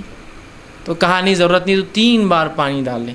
تو یہ اس عورت کے لیے ہوگا جس کے بال بہت گھنے ہیں، یا اس نے چوٹی ڈالی جس چوٹی کا کھولنا ممکن نہیں ہوتا۔ یہ بات ہندوستانی ماحول میں نہیں سمجھ میں آئیں گے ہم کو، افریقہ ماحول میں سمجھ، جہاں آپ کو بال جمانا بولے تو ایک محنت کا کام ہوتا ہے، کئی عورتیں مل کے کئی دنوں تک بال جماتی ہیں آپ کے، تب جا کے وہ ایک بار بال سیٹ ہوتے ہیں آپ کے، تو کئی سالوں تک پھر اس کو ہاتھ نہیں لگاتے ہیں لوگ، اگر کسی کو نالج ہوگا جن کے بالوں کا اور جن کو افریقی اس کا، تو ان کے بڑے مسائل ہوتے ہیں، بالوں کو بہت مشکل سے جمانا پڑتا ہے ان کو، اس لیے کہ اتنے زیادہ ٹیڑھے بال ہوتے ہیں کہ کنگھا تو نکل ہی نہیں سکتا اندر جانے کے بعد، خالی اس کو ڈال کے واپس نکال سکتے آپ، پیچھے تو ہل نہیں سکتا ہو، تو لہٰذا چوٹیاں الگ الگ ڈال لینا پڑتی ہے پورے بالوں کی.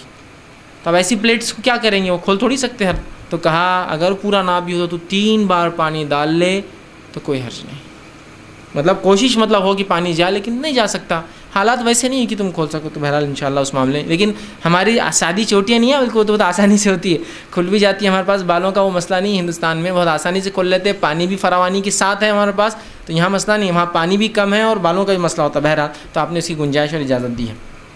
تو یہ چند باتیں تھی جو غسل کے فرائض میں آپ گن سکتے ہیں کہ نیت کر لے، مکمل جسم کو بھگا لے اور کلی اور ناک میں پانی بھی اس میں بہرحال شامل کرے، یا وہ حصے جو سوکھے رہ سکتے ڈر ہے ان تمام حصوں تک ہاتھ کے ذریعے پانی لے جا کر اور ہاتھ سے ملے جسم کو. بہرحال یہ اس کی بہرحال فرائض میں آپ گن سکتے ہیں. اب آئیے غسل کی سنتیں کیا ہوں گی، ٹھیک ہے، اس کو بھی ہم دیکھ لیتے ہیں. سب سے پہلی چیز جو ہے کسی بھی کام سے پہلے بسم اللہ پڑھنا چاہیے. خاص نہیں کہہ رہا ہوں وہاں جانے کے بعد، لیکن ہر کام سے پہلے مومن جو بسم اللہ کہتا ہے، کوئی بھی کام شروع کر رہا ہے، کسی بھی کام کی ابتدا ہے تو بہرحال وہ کر سکتا ہے. اسی طرح برتن میں ہاتھ ڈالنے سے پہلے اپنے ہاتھوں کو دھو لیں. جیسا وضو کے اندر آپ سیدھے برتن میں ہاتھ نہ ڈالیں، پہلے ہاتھ دھو لیں، اسی طرح غسل سے پہلے بھی آپ جو ہے سیدھا ہاتھ دھو لیں. سیدھا ہاتھ دھونے کے بعد سیدھے ہاتھ کے ذریعے آپ الٹا ہاتھ دھو لیں.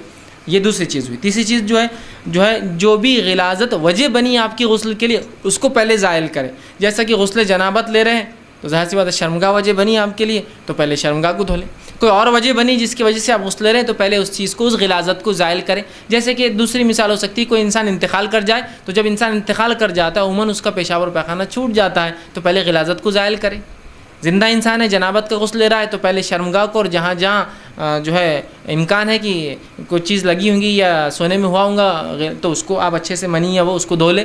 کوئی انتقال کر جائے، کسی اور وجہ سے بھی انسان کا وہ ہو سکتا ہے بہرحال، تو غلاظت کو زائل کرنا جو بھی وجہ بنی، ٹھیک ہے. تو شرمگاہ کو دھونا ہو سکتا ہے بستر، اس کو حیض نفاس والی عورتیں اپنی شرمگاہ کو دھو لیں. اسی طرح اگر میت ہے تو اس کی شرمگاہوں کو دھو لے آگے اور پیچھے اچھے سے، بہرحال جو وجہ ہے پلید غلاظت کو اپنے جسم زائل کرنا. چوتھی چیز جو ہے سارے جسم کو دھونے سے پہلے اعضاء وضو کو دھونا، مطلب وضو کے جیسا کرنا، مکمل وضو جیسا کرتے ہیں.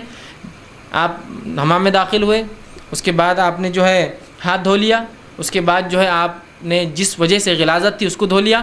اب اس معاملے میں یہ ہوتا ہے بہت سے لوگ سوال کرتے ہیں کہ ہر بار پانی ڈالنے کا تذکرہ آتا ہے، جبکہ آج کل ہمارے پاس پانی ڈالا کہیں بھی نہیں جاتا، پانی گرنے کا تذکرہ زیادہ ہوتا ہے. شاور کھول دیا، جنرلی بہت سے لوگ جو نہاتے شاور سے نہاتے ہیں، تو وہاں تو اب 3 بار ڈالنا، 2 بار دھونا، 3 بار کا کوئی اندازہ ہو ہی نہیں سکتا نا.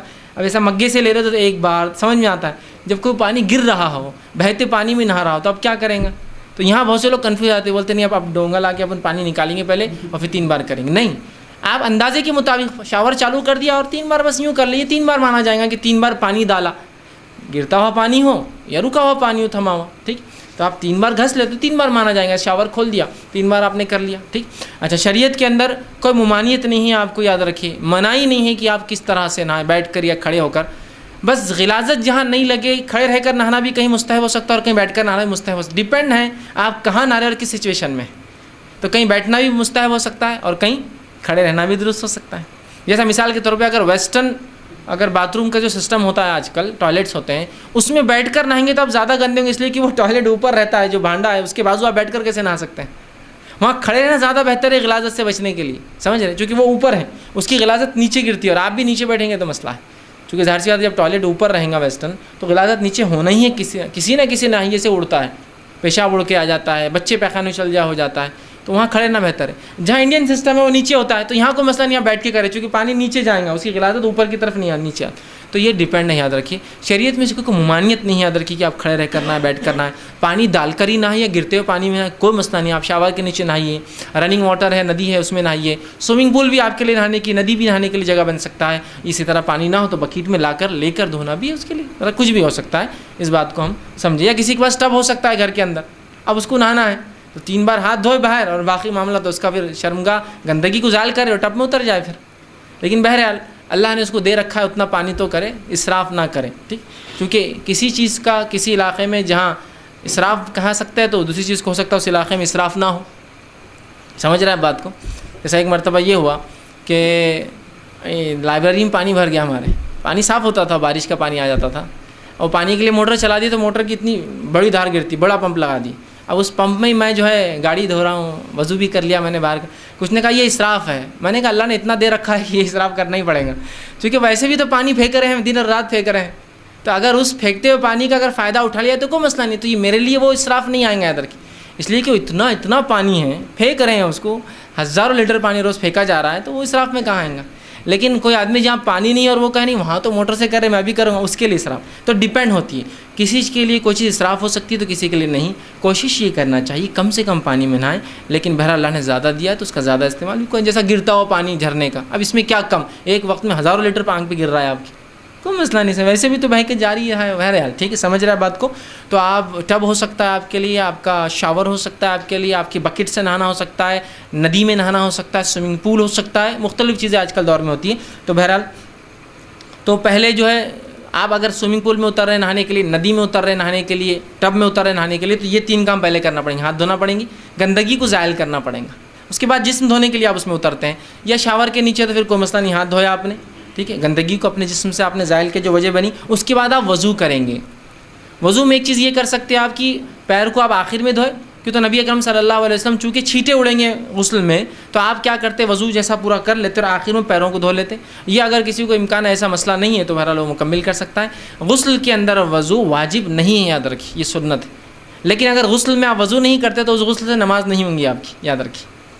جو غسل سے پہلے وضو نہیں ہوگا تو اس کے بعد نماز آپ سیدھے نہیں پڑھ سکتے، اس کے لیے پھر غسل کے بعد وضو کرنا پڑے گا. غسل کے ساتھ وضو، بالخصوص غسل جنابت کے لیے جب انسان پہ غسل واجب ہوتا ہے، یہ فرض نہیں ہے، یاد رکھیے سنت ہے. تو کبھی ہو سکتا ہے آپ خالی غسل جنابت لے لیں، اس میں غسل وضو نہ کرے، نکل جائے، لیکن پھر آپ کو نماز سے پہلے وضو کرنا ہوگا. آپ چاہتے دونوں کلب ہو جائے، 2 کام ایک ساتھ ہو جائے، تو پہلے وضو کر لیجیے، اس کے بعد وہ کیجیے. یا پھر حالات نہیں، سہولت نہیں ہے تو پھر آپ بعد میں وضو کیجیے غسل کے اینڈ میں. بہرحال جو آپ کو بہتر ہو سکتا ہے کوشش اس طرح سے آپ کریں تاکہ کم پانی میں زیادہ کام ہو، ڈبل کام ہو، کہ وضو بھی ہو گیا اور غسل بھی ہو گیا اس میں. ٹھیک ہے بہرحال. ٹھیک ہے. تو بہت سے لوگ سوال کرتے ہیں کیا غسل کے بعد سیدھے نماز پڑھ سکتے ہیں؟ ہاں، اگر غسل سے پہلے وضو سے شروع کیا ہو تو، اگر نہ تو پھر بعد میں آپ کو وضو کرنا پڑے گا. ٹھیک. تو تیسرے 4 سارے جسم کے اعضاء کو جیسا وضو آپ کرتے ویسا کرے. تو ناک میں پانی لینا بھی آ گیا، کلی بھی اس میں شامل ہو گئی. ٹھیک ہے. اسی طرح ناک میں پانی لے کلی کرنا، اسی طرح جو ہے سارے بدن کو اچھے سے دھونا اور ہاتھ کو بہرحال گھسنا. اب اس معاملے میں آپ اچھے سے اس کو صاف کرنا ہے. اب اس معاملے میں شروعات کیسی کریں گے؟ تو شروعات ایسی کریں گے، نبی اکرم صلی اللہ علیہ وسلم اگر غسل جنابت لیتے تو آپ اندر جا کے سب سے پہلے اپنے بالوں کو بھگوتے. مطلب یہ عمل کرنے کے بعد کہ ہاتھ دھو لیا، اس کے بعد شرمگاہ دھو لی اپنی، مطلب غلاظت کو نکال دیا. اس کے بعد والا عمل بتا رہا ہوں کہ آپ جو ہے جڑوں تک پانی کو ڈالتے اور سر کو وہ کرتے. سر کی ہونے کے بعد آپ سیدھے طرف پانی ڈالتے اور پھر الٹے طرف پانی ڈالتے. سمجھ گیا آپ بات کو؟ اور سیدھے سے الٹے کی طرف جانا یہ نبی کرم صلی اللہ علیہ وسلم سنت تھی. بال کاٹنے میں، بال جمانے میں، ناخن ترشوانے میں، بہت ساری چیزوں میں بہرحال یہ آتی ہے. تو آپ کوشش کریں کہ اس کو ادھر سے ادھر کی طرف سیدھے سے الٹے کی طرف بہرحال لے جائیں. ٹھیک ہے. تو یہ تھی بہرحال غسل کے تعلق سے کچھ باتیں. اب آئیے غسل کا طریقہ جو ہم مکمل دیکھ لیتے ہیں. اب کس طرح سے پورا ایک جگہ جمع کر کے کیسا کریں گے. اس سے پہلے وہ کام جو غسل میں نہیں کرنا چاہیے، تھوڑی سی باتیں ہم سیکھ لیتے ہیں. اس میں وہ کیا کیا ہے کہ پانی کا زیادہ استعمال کرنا غسل میں درست نہیں ہے. نبی اکرم صلی اللہ علیہ وسلم کے تعلق سے آتا ہے، آپ نے، میں نے اس سے پہلے بات رکھی تھی آپ کے سامنے کہ آپ نے ایک سا کا معنی ہوتا ہے 2500 گرام پانی کے اندر، جو کہ لیٹر میں کنورٹ کیا تو ہارڈلی 3.5 لیٹر، 3.5 لیٹر یا 4 لیٹر ہوگا. کہ تو گرام کو جب لیٹر میں کرتے ہیں تو اس کی کوانٹٹی آدھی یا اس سے زیادہ بڑھ جاتی ہے، ہاف ہو جاتی ہے. تو 1 سا پانی میں مطلب 2.5 کلو پانی، اب کلو مطلب لیٹر زیادہ ہوگا، 3.5 یا 4 لیٹر پانی میں آپ غسل کرتے ہیں. تو کم پانی کیجیے. یہ اچھی بات نہیں کہ آپ بہت پانی استعمال کریں. رہا مسئلہ کہ پانی ہی زیادہ اور ویسے ہی جا رہا ہے تو استعمال کرنے میں کوئی، جیسا کہ گھر میں پانی زیادہ ہے، آپ موٹر سے نکال رہے ہیں اور صاف ہے تو نہا بھی لو، کیا ہے اس میں. اب ظاہر سی بات ہے ہزاروں لیٹر میں نہا رہے ہیں آپ. ٹھیک ہے. تو یہ ایک الگ چیز ہے، لیکن عمومی اعتبار سے کم پانی میں، اس لیے کہ شریعت نے کسی بھی کام میں اسراف کو پسند نہیں کیا. دوسری چیز جو ہے، جو آپ یاد رکھیں گے، ایسی جگہ بیٹھ کر نہانا ہے جہاں گندگی ہو، اندیشہ ہو کہ نہانے سے پانی وہ اندر جا کر الٹا آنکھ پہ آ جائے گا، غلاظت ہو، تو ایسی جگہ بالکل نہائے نا. ٹھیک ہے. احتیاط کریں وہاں. اگر ایسی جگہ مجبوری ہے تو اونچی جگہ بیٹھے تاکہ وہ چھینٹے اگر اڑے تو آنکھ تک نہ پہنچے. سمجھ لیجیے آپ کسی حمام میں چلے گئے، ایسا ہوتا ہے کبھی کبھار، کامن ٹوائلٹ ہے، کامن حمام سے، اور اندر پورا پانی بھرا ہوا ہے، پہلے سے موہری بند ہے، چوک اپ ہے، اب صاف بھی نہیں کر سکتے اور نہانا بھی ضروری ہے. تو ایک اونچی چیز سے بیٹھ کے نہا لیجیے. ہے تو آس پاس گندگی لیکن اتنا اونچا ہوئیے کہ اس کا پانی کے چھینٹے آپ کی آنکھ پر نہ آئے. ایسا ہاسٹلس میں جنرلی ہوتا ہے.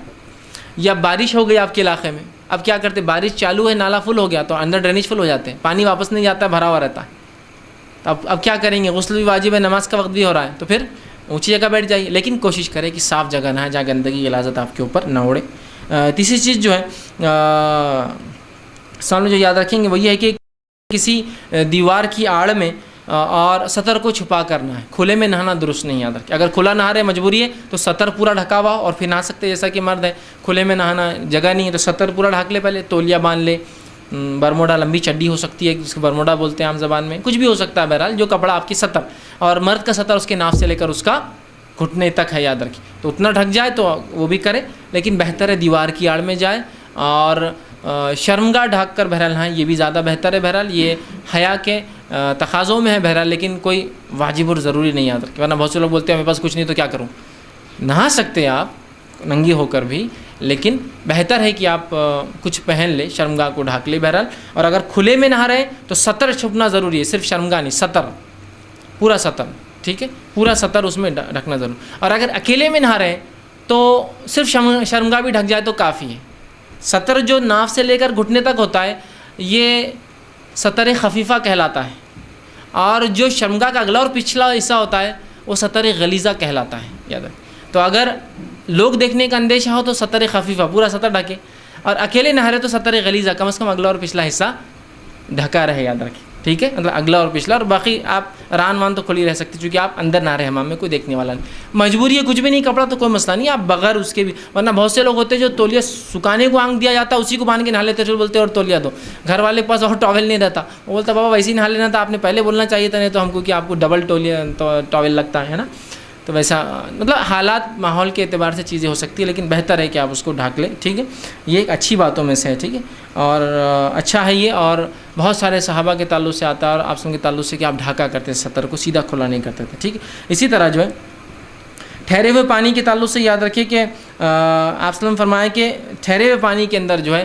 اگر جنابت کی حالت میں تو کوشش کرے کہ غلاظت کو باہر زائل کرے اور پھر ٹھہرے ہوئے پانی میں اترنے کی کوشش کرے، ٹھیک کہ جیسے جو میں نے کہا نا غلاظت کو زائل کرنا، وہ باہر کر لے اور پھر ٹھہرے ہوئے پانی میں جائے، سیدھے جا کے اسی میں زائل کریں غلاظت تو ہو سکتا ہے اس کو بھی اور دوسروں کو بھی اس سے تکلیف، ٹھیک ہے، تو بہرحال ان باتوں کو آپ یاد رکھیں گے۔ اب غسل کا طریقہ کیا ہوگا، آپ حمام میں داخل ہوئے، چاہے پانی بکیٹ میں ہو، چاہے رننگ واٹر ہو، آپ کے شاور سے آتا ہو یا کوئی اور ذریعے سے آتا ہے، مختلف چیزیں آج کل ہوتی ہیں، شاور کے علاوہ بھی دیواروں میں سے پانی نکلتے ہیں آج کل، نیچے سے اوپر تک سسٹم ہوتا ہے اور پورے آنگ پہ پانی اڑتا ہے، آدمی کانچ کے ہوتے ہیں جنرلی، اندر چلا جاتا ہے اور اس میں سے پورے پانی نکلتے ہیں، بہرحال مختلف چیزیں اللہ نے دے رکھی ہے لوگوں کو تو لوگ استعمال کرتے ہیں، بہرحال جو بھی ہو آپ 3 بار وہ کریں گے، اپنی شرمگاہ یا جو وجہ بنی آپ کی غسل کی وہ غلاظت کو آپ زائل کریں گے، ٹھیک ہے، اس کے بعد آپ وضو کریں گے جس طرح سے وضو ہوتا ہے۔ اب طہارت بیت الخلاء میں جانے کی دعا ہوا میں نہیں سکھاؤں گا، پہلے ہو چکا، 2-3 ہفتے پہلے جانے کا وہ سب پورا رفع حاجت کے مسائل ہو چکا ہے، تو لہٰذا میں اس لیے وہ بات نہیں رکھ رہا ہوں، ورنہ پھر اس کو ایڈ کریں گے تو کئی چیزیں اضافہ ہو جائیں گی، بہت مشکل ہوگا مجھے سمجھانا آپ، ٹھیک،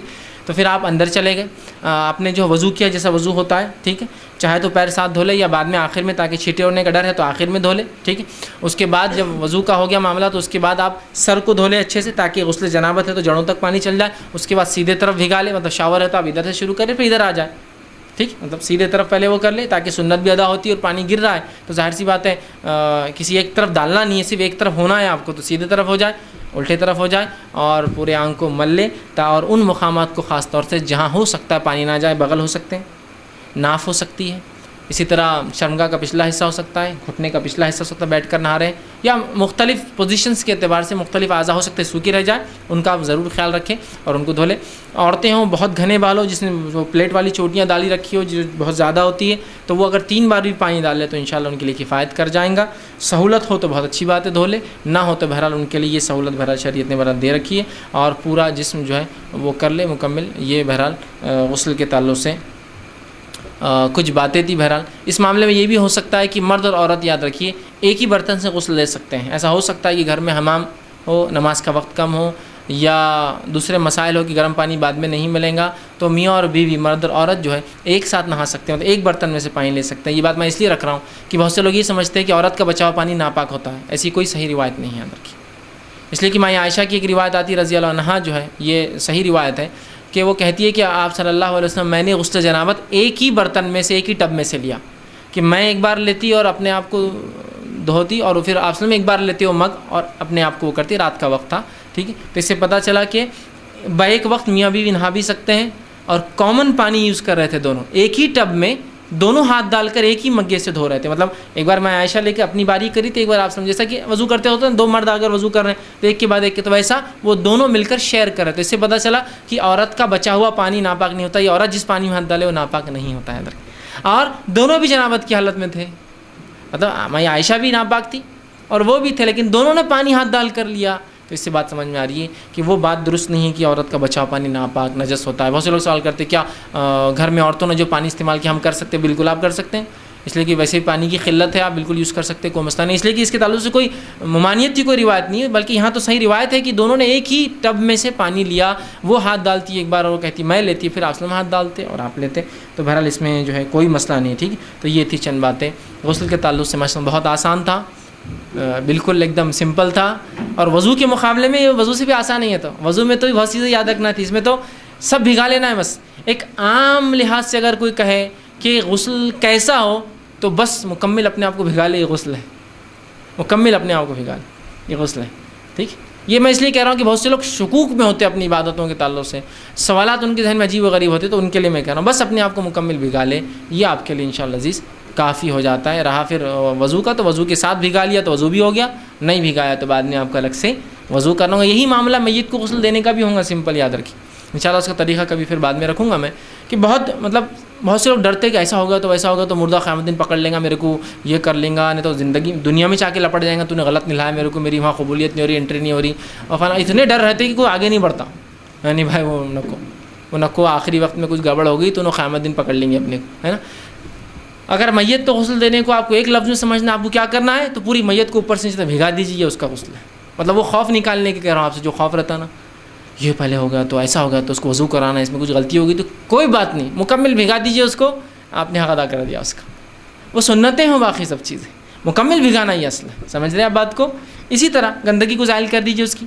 اب دیکھیے میت کے غسل کی تھوڑی سی باتیں رکھ دیتا ہوں, چونکہ بات آ گئی ہے تو انشاءاللہ باقی تفصیلات اور لوں گا. بہت سمپل ہے, جو آپ کا غسل تھا وہی میت کا غسل ہے, سمپل. لیکن اس میں کچھ چیزیں نہیں ہوں گی جو انسان کر سکتا ہے, جیسا منہ میں پانی لینا, ناک میں ڈالنا, اس کے علاوہ سب میت کے لیے ہوں گا. سمجھ رہا, جیسا کہ آپ نے غسل لیا تو پہلے ہاتھ دھوئے, ہاتھ دھونے کے بعد غلاظت کو زائل کیا, وضو کیا, مکمل جسم کو بھگایا, یہ ہوا آپ کا غسل. میت کا غسل بھی ایسی ہے, آپ نے میت کے ہاتھ دھوئے, ٹھیک ہے, میت کو آپ نے جو پھر وضو کروایا, ہاتھ دھوئے, منہ میں پانی نہیں لے سکتے, ناک میں پانی نہیں ڈال سکتے اس کو, تو خالی منہ پہ ہونٹوں پہ لگائیں گے, ناک کو ایک بار وہ ناک پہ پانی لگائیں, ناک میں نہیں ڈالیں گے, ہو گیا. چہرہ اس کا دھوئیں گے, سیدھا ہاتھ کونیوں تک, الٹا ہاتھ کونیوں تک, ٹھیک ہے. اس کا مسح, جیسا آپ مسح کرتے ہیں کانوں کا خلال, اس کا سیدھا پیر, اس کا الٹا پیر, ہو گیا اس کا وضو. اس کے وضو کے بعد اس کو پورا بھگانا ہے. مطلب غلاظت کو زائل کرنے کے بعد یاد رکھیے, ہاتھ دھونے کے بعد غلاظت زائل کی, مطلب اگلا پچھلا حصہ اس کا صاف کیا, اور اس کے بعد اس کو وضو کرایا. وضو کرانے کے بعد پورا جسم بھگا دیجیے, جیسا زندہ انسان سیدھا پہلے اور الٹا, اس کا بھی سیدھا پہلے اور پھر الٹا. پھر چاہے ایک بار پانی ڈالیے سیدھے الٹے پہ, پھر صابن ملیے آگے اور پیچھے اچھے سے, اس کے سر پہ, اس پہ, پورے آنکھ پہ, پھر سیدھا طرف دھوئیے, الٹا طرف دھوئیے. یہ ہوا ایک بار دھلانا آپ کا. اس سے زائد کرنا ہے آپ کو تو 2 بار 3 بار کیجیے, اس سے زائد کرنا 5 بار کیجیے, ڈیپینڈ حالات, ماحول, پانی کی اویلیبلٹی پر اور اس کے جسم پر یا اس کے حالات پر. کبھی ہوتا آدمی بہت بیمار تھا, زخمی تھا, تو آپ تو ایک بار بھی نہلانا ممکن نہیں ہوتا. کبھی حالات ایسے کہ گندگی نکل ہی نہیں رہی ہے, بہت دنوں سے پٹیاں چٹکی تھی, زخم تھے, تو کافی بہرحال جو بھی ہو سکتا ہے تو آپ یہ کر سکتے ہیں. تو سمپل سمجھ رہے ہیں آپ, زندے کا جیسا غسل مردے کا ویسا ہے, صرف مردے کے منہ میں پانی اور ناک میں پانی نہیں ڈالا جائے گا, سیم وہی غسل. ہاتھ دھلایا, غلاظت کو زائل کیا, اس کے غلاظت کو زائل کر وضو کروایا, اس کو ناک میں وہ چھوڑ کر, اس کے بعد اس کے سیدھے طرف بھگایا, دھو لیا, الٹے طرف بھگایا, دونوں کو ایک ساتھ صابن لگایا, سیدھے طرف کا دھویا, الٹی طرف کا دھویا, یہ ہو گیا. اس کے بعد اور ایک بار کرنا ہے, حالات ہے کیجیے بہرحال, تاکہ اور زیادہ پاکی صفائی. یہ بہرحال اس میں کچھ اضافی چیزیں پھر کبھی موقع ملا تو تفصیلی ہم دیکھیں گے. تو بہرحال اس کے لیے بھی اتنا سمپل ہے, تو اگر کسی کو یہ موقع ملے تو اس کا فائدہ اٹھا لے. صرف اتنا ہے کہ چونکہ مردہ ہوں گا اور کسی کی شرمگاہ کو آدمی ہاتھ نہیں لگا سکتا, تو مردے کو چونکہ آپ کو جب شرمگاہ دھونی ہوں گی تو ہاتھ میں کچھ پہننا ہوگا, تو عموماً کفن کے ساتھ گلاؤز آتے ہیں. کفن کے ساتھ گلاؤز نہیں تو سب سے اچھا طریقہ آپ کو پولیتھین کیری بیگز ہوتی ہے, پولیتھینوں کو ہاتھ میں ڈال دیجیے تاکہ اس کی شرمگاہ کو سیدھے ہاتھ نہ لگے. کسی بھی انسان کی شرمگاہ کو انسان سیدھے ہاتھ نہ لگائے, یاد رکھیے. سوائے مجبوریاں ہوں تو کچھ ہاتھ پر کور کر لے, تو بس اتنا آپ کو وہ یاد رکھنا پڑے گا. رہا غلاظت زائل کرنے کا, تو اس کا جو طریقہ آپ کو بہتر لگے, جس سے انسانی جسم کو نقصان نہ ہو, اور ہو اینٹیں لے لیجیے, آپ اینٹ کو کپڑے میں ڈال دیجیے, کاٹن میں لپیٹ لیجیے, اور اس سے اس کی غلاظت صاف کیجیے. بہرحال ایسا ایک عام انسان کو تکلیف نہ ہو کیسے صاف کریں گے؟ بس اس کے ساتھ وہی سلوک کیجیے آپ. باقی معاملہ رہا بہت آسان ہے. تو بہرحال غسل دینا بھی میت کو کوئی مشکل بات نہیں. لیکن اس کا ہرگز مطلب یہ نہیں کہ آپ مکمل طور سے IRC پہ کال کر کے مجھے ہی غسل دینے بلائے کہ بہت اچھا آپ نے سمجھا آپ دیجیے. یہ میں اس لیے بتا رہا ہوں کہ آپ کو یہ کام کرنا ہے. میں نے ایک بار غسل کے بارے میں سکھایا تھا، میت تو غسل سکھانے کے بعد تو میری زندگی اجیرن ہو گئی تھی. ہر آدمی کی میت وہ چاہ رہے کہ میں ہی نہلاؤں اس کو. میں نے کہا اگر میں یہ کام کرتے بیٹھا تو مجھے کفن دفن کا ادارہ کھول کے بیٹھ جانا پڑے گا بزنس. میں نے تو اس لیے کیا تھا کہ آپ کرے تو آپ تو میرے اوپر ہی چاہ گئے سیدھا. سکھایا تو اس لیے گیا تھا کہ آپ کرے تو فرض بھی آپ کریں گے کہ آپ کو آتا. میں نے کہا آپ نے نہیں سیکھا کہ میں نے آپ کو سکھانے کے لیے کیا تھا، نہلانے کے لیے میں نے نہیں کیا تھا. اس کا بہت ثواب ہے. ثواب مجھے بھی پتا بھائی، لیکن تمہارا مردہ جب تم کو ثواب نہیں چاہیے تو مجھے کا ثواب ہونا. اندازہ لگائیے مسئلہ تیرا اور تو ہاتھ نہ ڈالے اور ہم کو ثواب دے. مطلب کیسی عجیب بات ہے. پھر بولتے ہیں یہ ملا لوگ ایسے کیوں ہو گئے، انہوں نے فلاں کیوں کیے، یہ دکانیں کیوں چلا رہے. آپ نے ان پہ اتنا انحصار کر دیا کہ ہر کام کو ان کے لیے ایک پیشہ کریٹ کر دیا آپ نے. اور پھر بولتے پھر یہ ایسے کیوں ہو گئے. آپ نے اتنا انحصار کہ میرے گھر کا میت اور نہلائیں گا وہ آ کر، میرے گھر کی میت نماز پڑھائیں گا وہ آ کر. تو پھر جب آپ نے اپنے آپ کو کر دیا تو انہوں نے تھوڑے دن تو گائیڈ کیا، پھر مس گائیڈ بھی کیا. پھر آپ کے مال پہ نظر، ہینڈ سیٹ پہ نظر، کھانے پہ نظر، پینے پہ نظر، کپڑوں پہ نظر، سب پہ نظر ہوگی ان کی. تو یہ ایسے مسائل خود کرنا ہے، اس کو یاد رکھیے. اور یہاں ہو سکتا ہے ہندوستان میں ہو جائے، کسی گاؤں میں چلے جائے آپ خریے میں وہاں نہ ہو تو، اور کبھی کسی ایسے علاقے میں چل جائے، یورپ امریکہ چلے جائیے آپ، وہاں آپ کو مسلمان نہیں ملیں. کوئی مر گیا تو کیا کریں گے؟ میرے کو غسل دینا نہیں آتا، اب کیا کروں؟ کتنی افسوس کی بات ہوں گی نا. اتنا سادہ عمل تھا اور آپ نے سیکھا نہیں. اتنی سادی چیز تھی اور آپ کر نہیں پائے. اس سے زیادہ اور کیا حقارت ہوں گی؟ جیسا زندہ نہاتا ہے ویسا مردے کو نہلا دیجیے.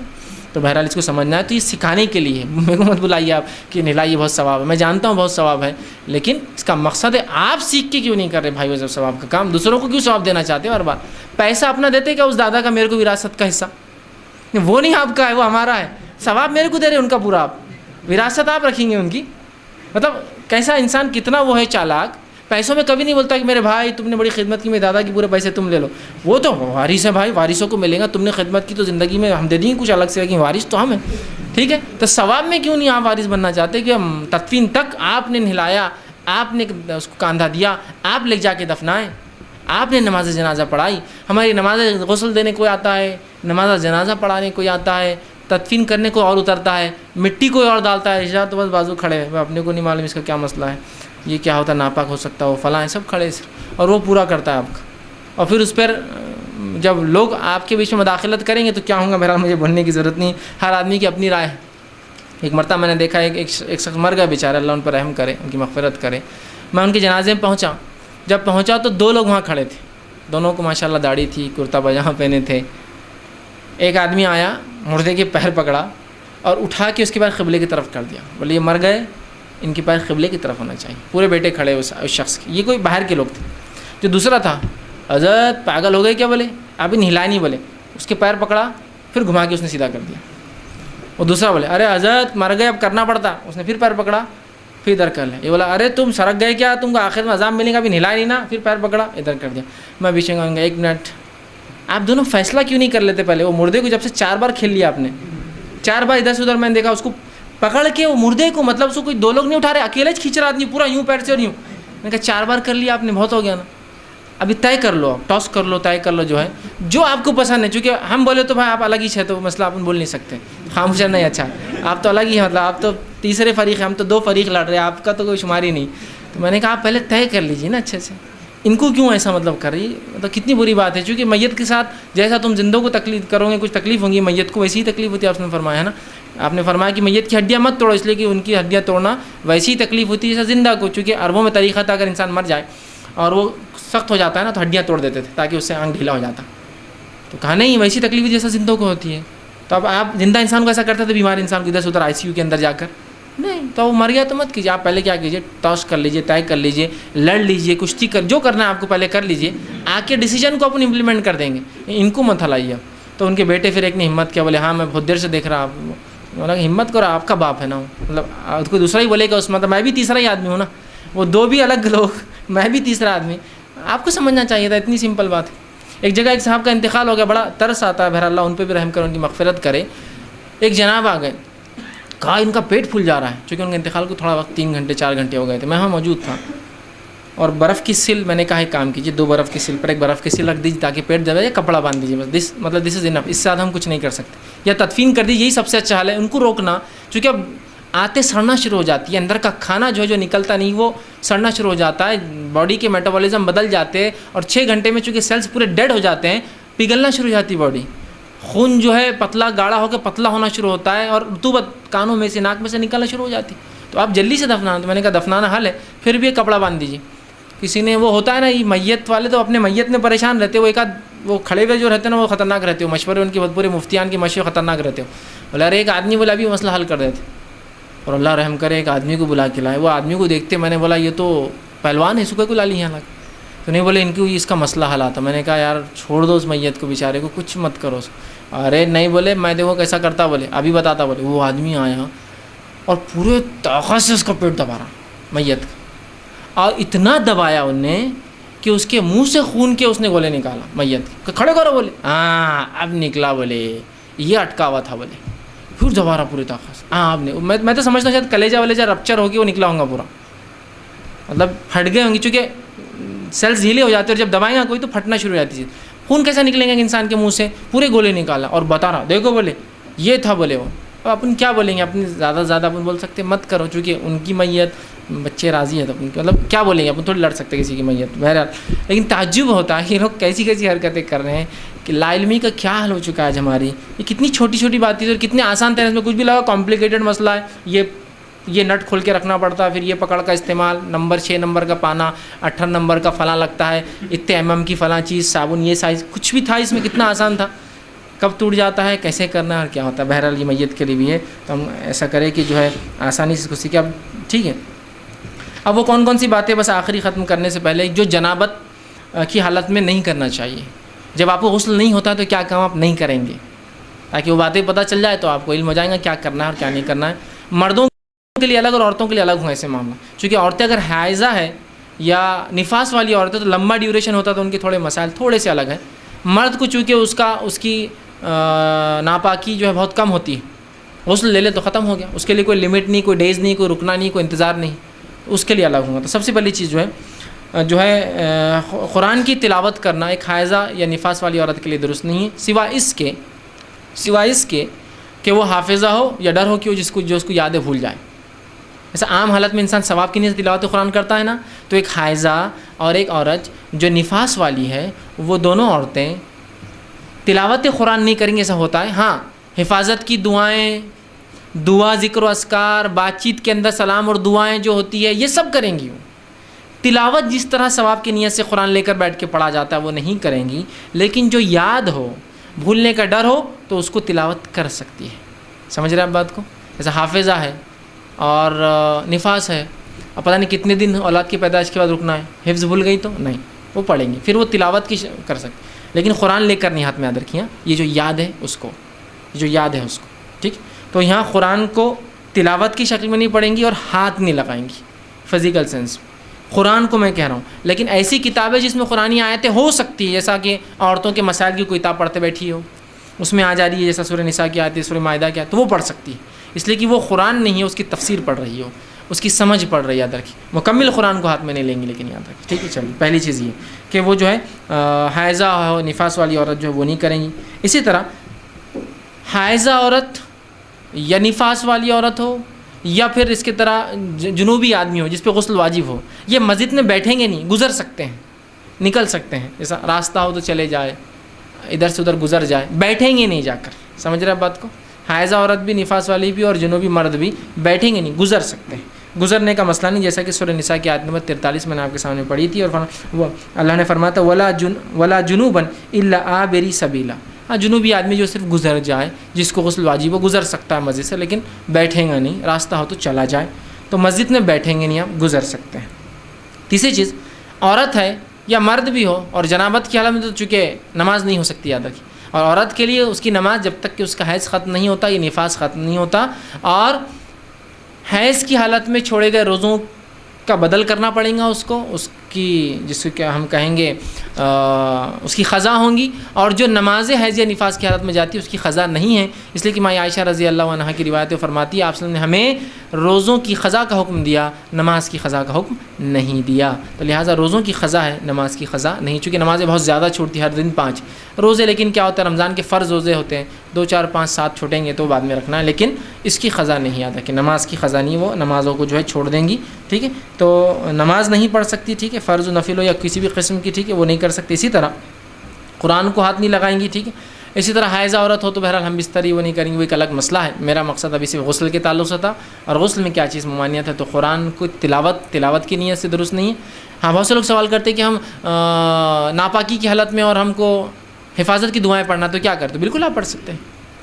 جب بہت سی عورتیں ہوتی ہیں جب حیض اور نفاس آ جاتا ہے تو اللہ رحم کرے ہماری عورتوں پر، ایسا معاملہ ہوتا ہے جیسے کہ وہ کافر بن گئی، مکمل طور سے دین کا ان سے کوئی تعلق نہیں ہوتا، ایسا سمجھتی ہے، مکمل طور سے کوئی ذکر نہیں، کوئی اذکار نہیں، حتیٰ کہ سلام بھی کرے تو جواب نہیں دیتے، اللہ کا نام ہمارا نوز سلام اللہ کا نام ہے تو وہ نہیں، یہ نہیں، مکمل طور سے، اور پھر پریشان جن لپٹ جا رہا، بھوت لپٹ جا رہا، تب تم اتنے دن ناپاک اور اس پہ اللہ کے ذکر سے اتنے غافل، تو جن بھوت ہی لپٹیں گے نا، فرشتے تو نہیں آنے والے تمہارے پاس، پھر کمپلینس۔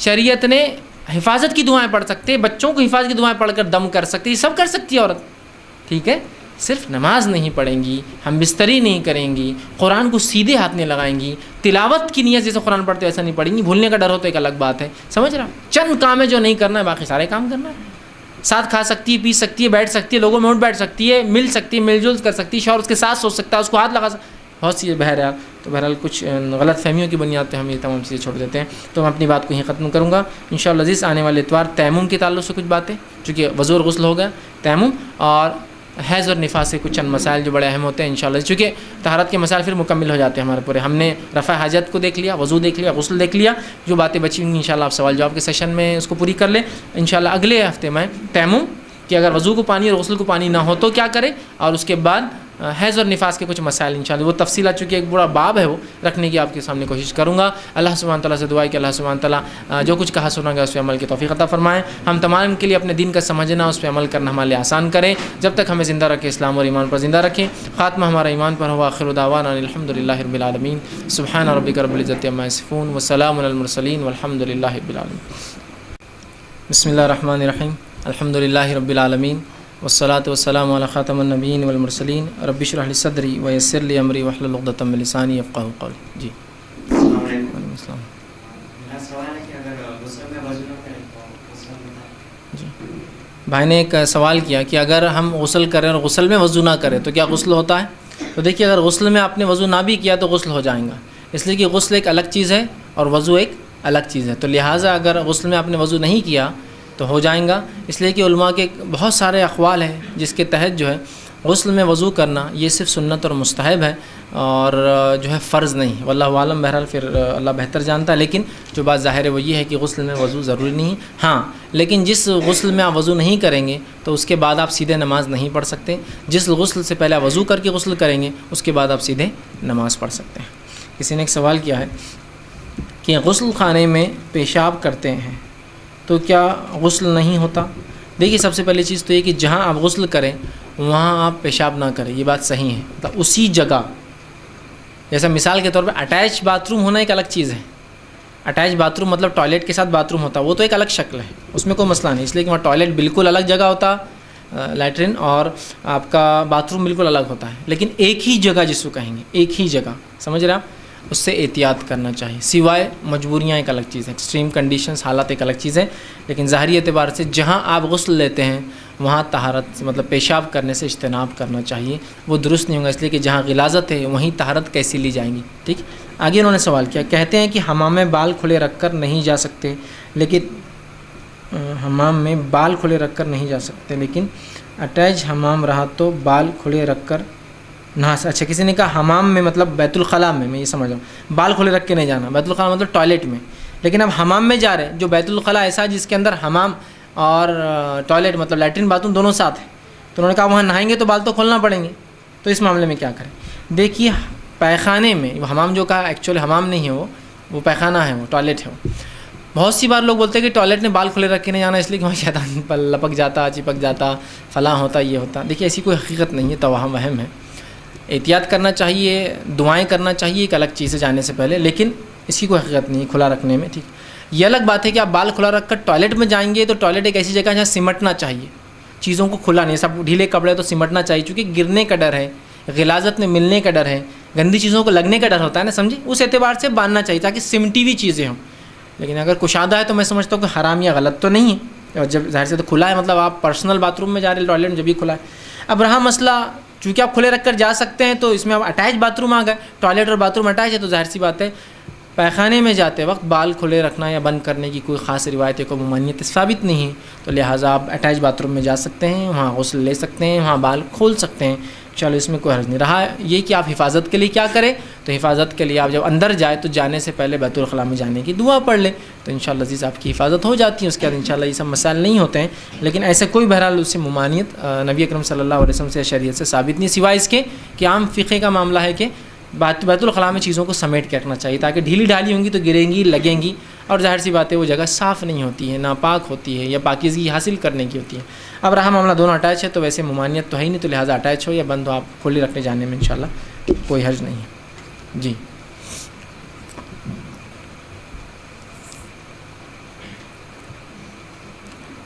السلام علیکم۔ آپ نے بولا کہ میت کو جنازہ جاتا ہے تو اس کو کھانا دینے کے لیے وضو کرنا چاہیے، روڈ پہ ایسے جنازہ جا رہا ہے تو جی نہیں، میں بھائی نے ایک سوال کیا کہ جو ہے جب جنازہ جاتا ہے تو اس کو کاندھا دینے کے تعلق سے کہ وضو کرنا، نہیں ویسا نہیں، میں بولنے میں ہو سکتا کچھ میرے لیے وہ ہو گیا ہو، میں نے یہ کہا کہ جو شخص میت کو کاندھا دے تو وہ وضو کرے، مطلب کاندھا دینے کے بعد، پہلے نہیں، اور جو شخص میت کو غسل دے تو وہ غسل کرے، تاکہ صفائی اور ستھرائی کے اعتبار سے، پاکیزگی کے اعتبار سے، ٹھیک۔ تو یہ لیکن مستحب ہے دونوں، جو میت کو کاندھا دے وہ کاندھا دینے کے بعد وضو کرے، یہ مستحب ہے، ضروری نہیں ہے، اور جو میت کو غسل دے نہلائے وہ خود غسل کرے، یہ مستحب ہے۔ تو لہٰذا وہ معنی غسل مطلب وضو دینے سے پہلے کا نہیں ہے، دینے کے بعد ہے، کاندھا دینے کے بعد، تو اس میں انشاءاللہ عزیز وہ مستحب ہے، لیکن کوئی ضروری نہیں ہے، یاد رکھیے۔ کسی نے ایک سوال کیا، جو خودکشی کرتا ہے اس کی مغفرت کی دعا نہیں کر سکتے ہیں کیا؟ دیکھیے بہرحال جس نے خودکشی کیا، اور اگر یہ یقینی بات ہے تو چونکہ حدیث میں واضح الفاظ ہے کہ اس کو ہمیشہ اللہ رب جہنم میں ڈالیں گا، وہ ہمیشہ جلیں گا، تب اس کی مغفرت کی دعا کیا کریں؟ اور نبی اکرم صلی اللہ علیہ وسلم جس نے خودکشی کیا تھا اس کی نماز جنازہ میں آپ شامل نہیں ہوئی، اور نماز جنازہ سب سے افضل مغفرت کی دعا ہے، تو جب آپ نے وہ نہیں کی تو میں سمجھتا ہوں دوسرے کی پھر اس میں جگہ گنجائش نہیں بچ سکتی، اس لیے کہ اگر ہمیں جو لوگ خودکشی کریں ان پہ یہ کہوں کہ اللہ رحم کرے تو لوگ مستحب عمل سمجھنا شروع کریں گے، تو کراہت کے لیے ہم ان کی دعا نہیں کر سکتے، تاکہ لوگوں کو پتہ چلے کہ بھائی یہ عمل سے، دعاؤں سے بھی محروم ہو جاتا ہے آدمی۔ سمجھ رہے بات کو؟ دل میں تو انسان کی وہ ہوتا ہے کہ اللہ مغفرت کرے، لیکن ہم ظاہر سی بات ہے اس کو لفظاً کہہ کے شریعت اس کو بھار نہیں سکتی ہے نا، کہ کوئی انسان زنا کرے اور زانی کو سزا ملے اور آپ کا اللہ مغفرت کرے، سزا دی گئی اس کو، لوگوں کو عبرت کے لیے بتایا جائے گا سزا ملتی ہے ایسی سے کہ زنا کرے، تو یہ الگ بات ہے، دل میں سوچیں گے اللہ اس کو معاف کر دے اب جو گناہ ہوا اس سے، ٹھیک ہے، سمجھ رہے ہیں آپ؟ تو اس کی آپ نے بتانے کے لیے کہ وہ مومن ہوں گا ٹھیک ہے، لیکن اس کی کراہت کے لیے کہ میں دعا نہیں کروں گا، اور نہ لوگ اس کو مستحب سمجھنے لگیں گے، ٹھیک ہے، تو بہرحال تو لہٰذا آپ نے چونکہ جنازے کی نماز نہیں پڑھی اس لیے میں نے دعا نہیں کی ان لوگوں کے لیے۔ آگے انہوں نے کہا جو زنا کرتا ہے اس کی بھی مغفرت کی دعا کر سکتے ہیں، یعنی دیکھیے جو زنا کرتا ہے تو زانی اپنے لیے خود مغفرت کی دعا کرے، یا آپ کو پتا ہو کس نے زنا کیا تو آپ اس کے لیے مغفرت کی دعا کر سکتے ہیں۔ اگر زنا سے مراد یہ کہ زنا کرنے کے بعد اس کو سزائے موت دے دی گئی ہو تو آپ دعا کر سکتے ہیں اس کے لیے، چونکہ وہ ایک سزا کے لیے وہ ہوا ہے، سزا کے لیے، اور سزا بھگت چکا ہے، تو امید ہے، ایسا چوری کے ہاتھ کٹ چکا ہے تو امید ہے، زنا کیا سزا مل سکتی، امید ہے، ٹھیک ہے، قتل کیا تو اس کے بدلے قتل کیا گیا تو امید ہے مغفرت ہوگی چونکہ سزا مل گئی، ٹھیک ہے، لیکن خودکشی کرنے والے کو سزا نہیں دی جاتی، وہ خودکشی کر کے اپنے آپ کو ختم کر لیتا، تو لہٰذا زانی کے لیے دعا کی جا سکتی ہے کہ اللہ اس کی مغفرت کرے، یا خود کسی نے زنا کیا تو دعا کرے اللہ سے مغفرت کی، اللہ اس کو توبہ قبول کرے گا۔ لیکن اگر کوئی زانی ہو جو اپنی دعا نہ کرے، اللہ سے سچی توبہ نہ کرے، تو آپ سن کی حدیث ہے جو زنا کرتا اللہ اس کی دعا قبول نہیں کرتا، یاد رکھیے، تو زانی کو سچی توبہ کرنی ہوگی تب اس کی دعائیں قبول ہوتی، ورنہ اس کی دعائیں اللہ قبول نہیں کرتا ہے۔ جی السلام علیکم۔ آپ کے لیے جو روزہ جو قضا بنایا گیا تو پھر نماز پڑھنا مانگے تو قضا کریں۔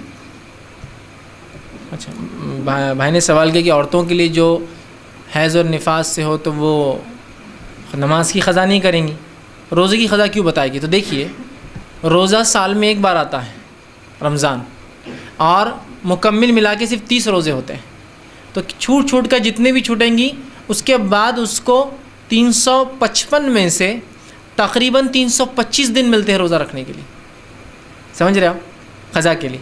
لیکن نماز ہر روز 5 ٹائم آتی ہے، فرض تعدادی صرف 17 رکعتیں ہو جاتی ہے، واجبات اس میں ملا لے، موقعہ جس کو کہیں گے تو 12 یہ، اور وطر کے 3 ملا لے تو 15 یہ ہو جاتے ہیں ایڈ. تو تقریباً جو ہے وہ رکعتیں مل کر جو ہے تجاوز کر جاتی ہے، آپ کے 33 تک چلی جاتی ہے. ٹھیک ہے، تو بہت زیادہ ہو جاتی ہے نا. اور ہر روز کی اگر ہوں گی اور اس میں 7 دن اس کو ہو جائے تو کتنی رکعتیں ہو رہی. تو شریعت چونکہ ظلم نہیں کرتی کسی پر، تو لہٰذا نماز کے معاملے میں رخصت دے دی. اور روزہ چونکہ سال میں ایک بار آتا ہے اور بہت لمبا وقفہ ہوتا ہے قضا کے لیے، تو لہٰذا اس کو جو ہے رکھنے کا حکم دیا.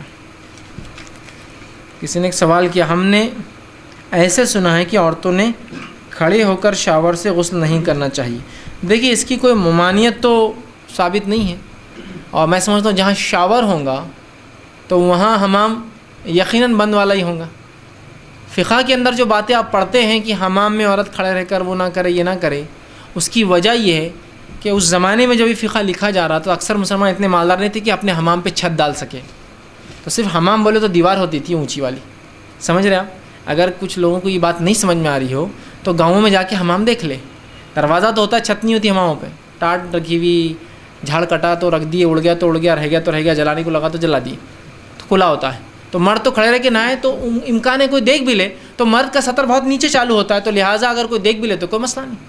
لیکن عورت تو مکمل سطر ہے، تو لہٰذا جب وہ نہائیں گی تو ظاہر سے اوپر کھلا ہوگا، تو اس وجہ سے فقہ میں بیٹھ کر نہانا. لیکن جب آپ شاور میں نہا رہے ہیں تو میں سمجھتا ہوں شاور بولے تو ایک ایسے حمام میں جو پیک ہے ہر طرف سے، کوئی نظروں کا اندیشہ نہیں، کوئی کھلا حمام نہیں، الحمدللہ اس میں کوئی مسئلہ نہیں. آپ بالکل جو ہے نہا سکتے کھڑے رہ کر، چونکہ اس کی کوئی ممانعت منائی ثابت نہیں ہے. اور طہارت حاصل کرنے میں اگر یہ بہتر طریقہ ہے تو آپ اس کو استعمال کر سکتے ہیں. شرعی اعتبار سے میں سمجھتا ہوں اس میں کوئی قباحت موجود نہیں ہے. جی عمر، اس کے بعد ادھر لا لینا.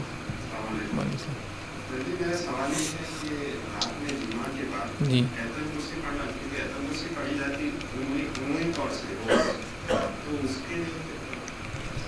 بھائی نے ایک سوال کیا کہ اگر انسان اپنی بیوی سے ہم بستری کرے اور اس کے بعد آیت الکرسی پڑھنا ہے، تو یاد رکھیے میں نے اپنی تقریر میں یہ بات واضح کی تھی، وہ اذکار جو تلاوت کے لیے نہیں حفاظت کے لیے پڑھے جاتے ہیں وہ ہر حالت میں پڑھے جا سکتے ہیں.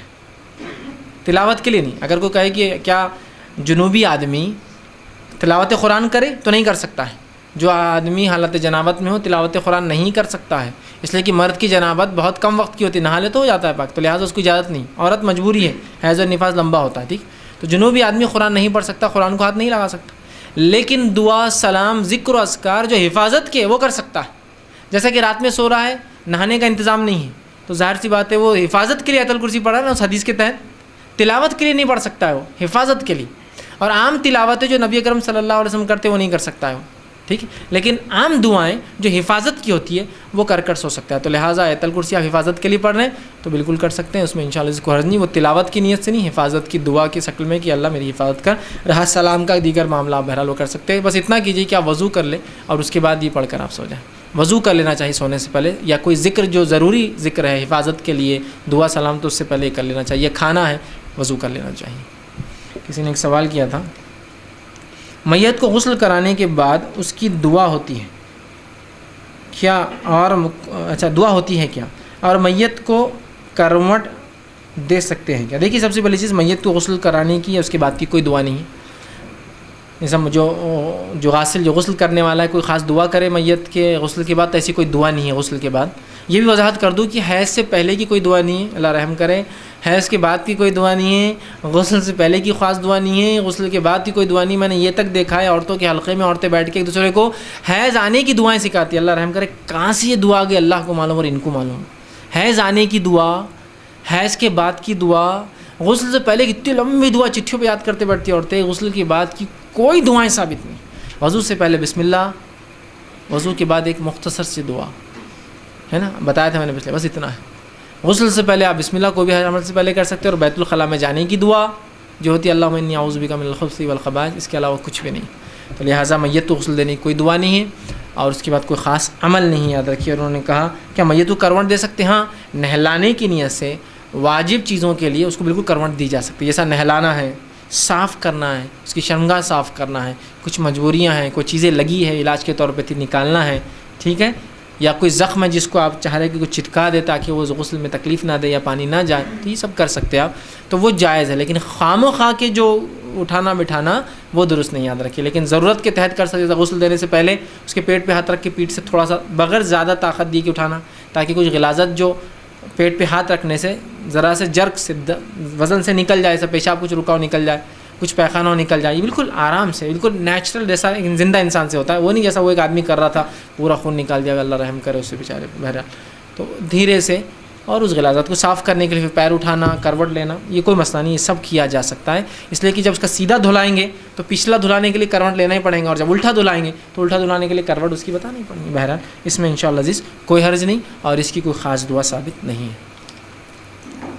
السلام علیکم، میرا سوال یہ تھا کہ جب میت کو دفنا کر ہم ریٹرن ہوتے ہیں تو لوگ کہتے ہیں کہ اس کی مٹی بھی قبرستان کی ایسا گھر آنے نہیں چاہیے، تو اس کی کیا ہے؟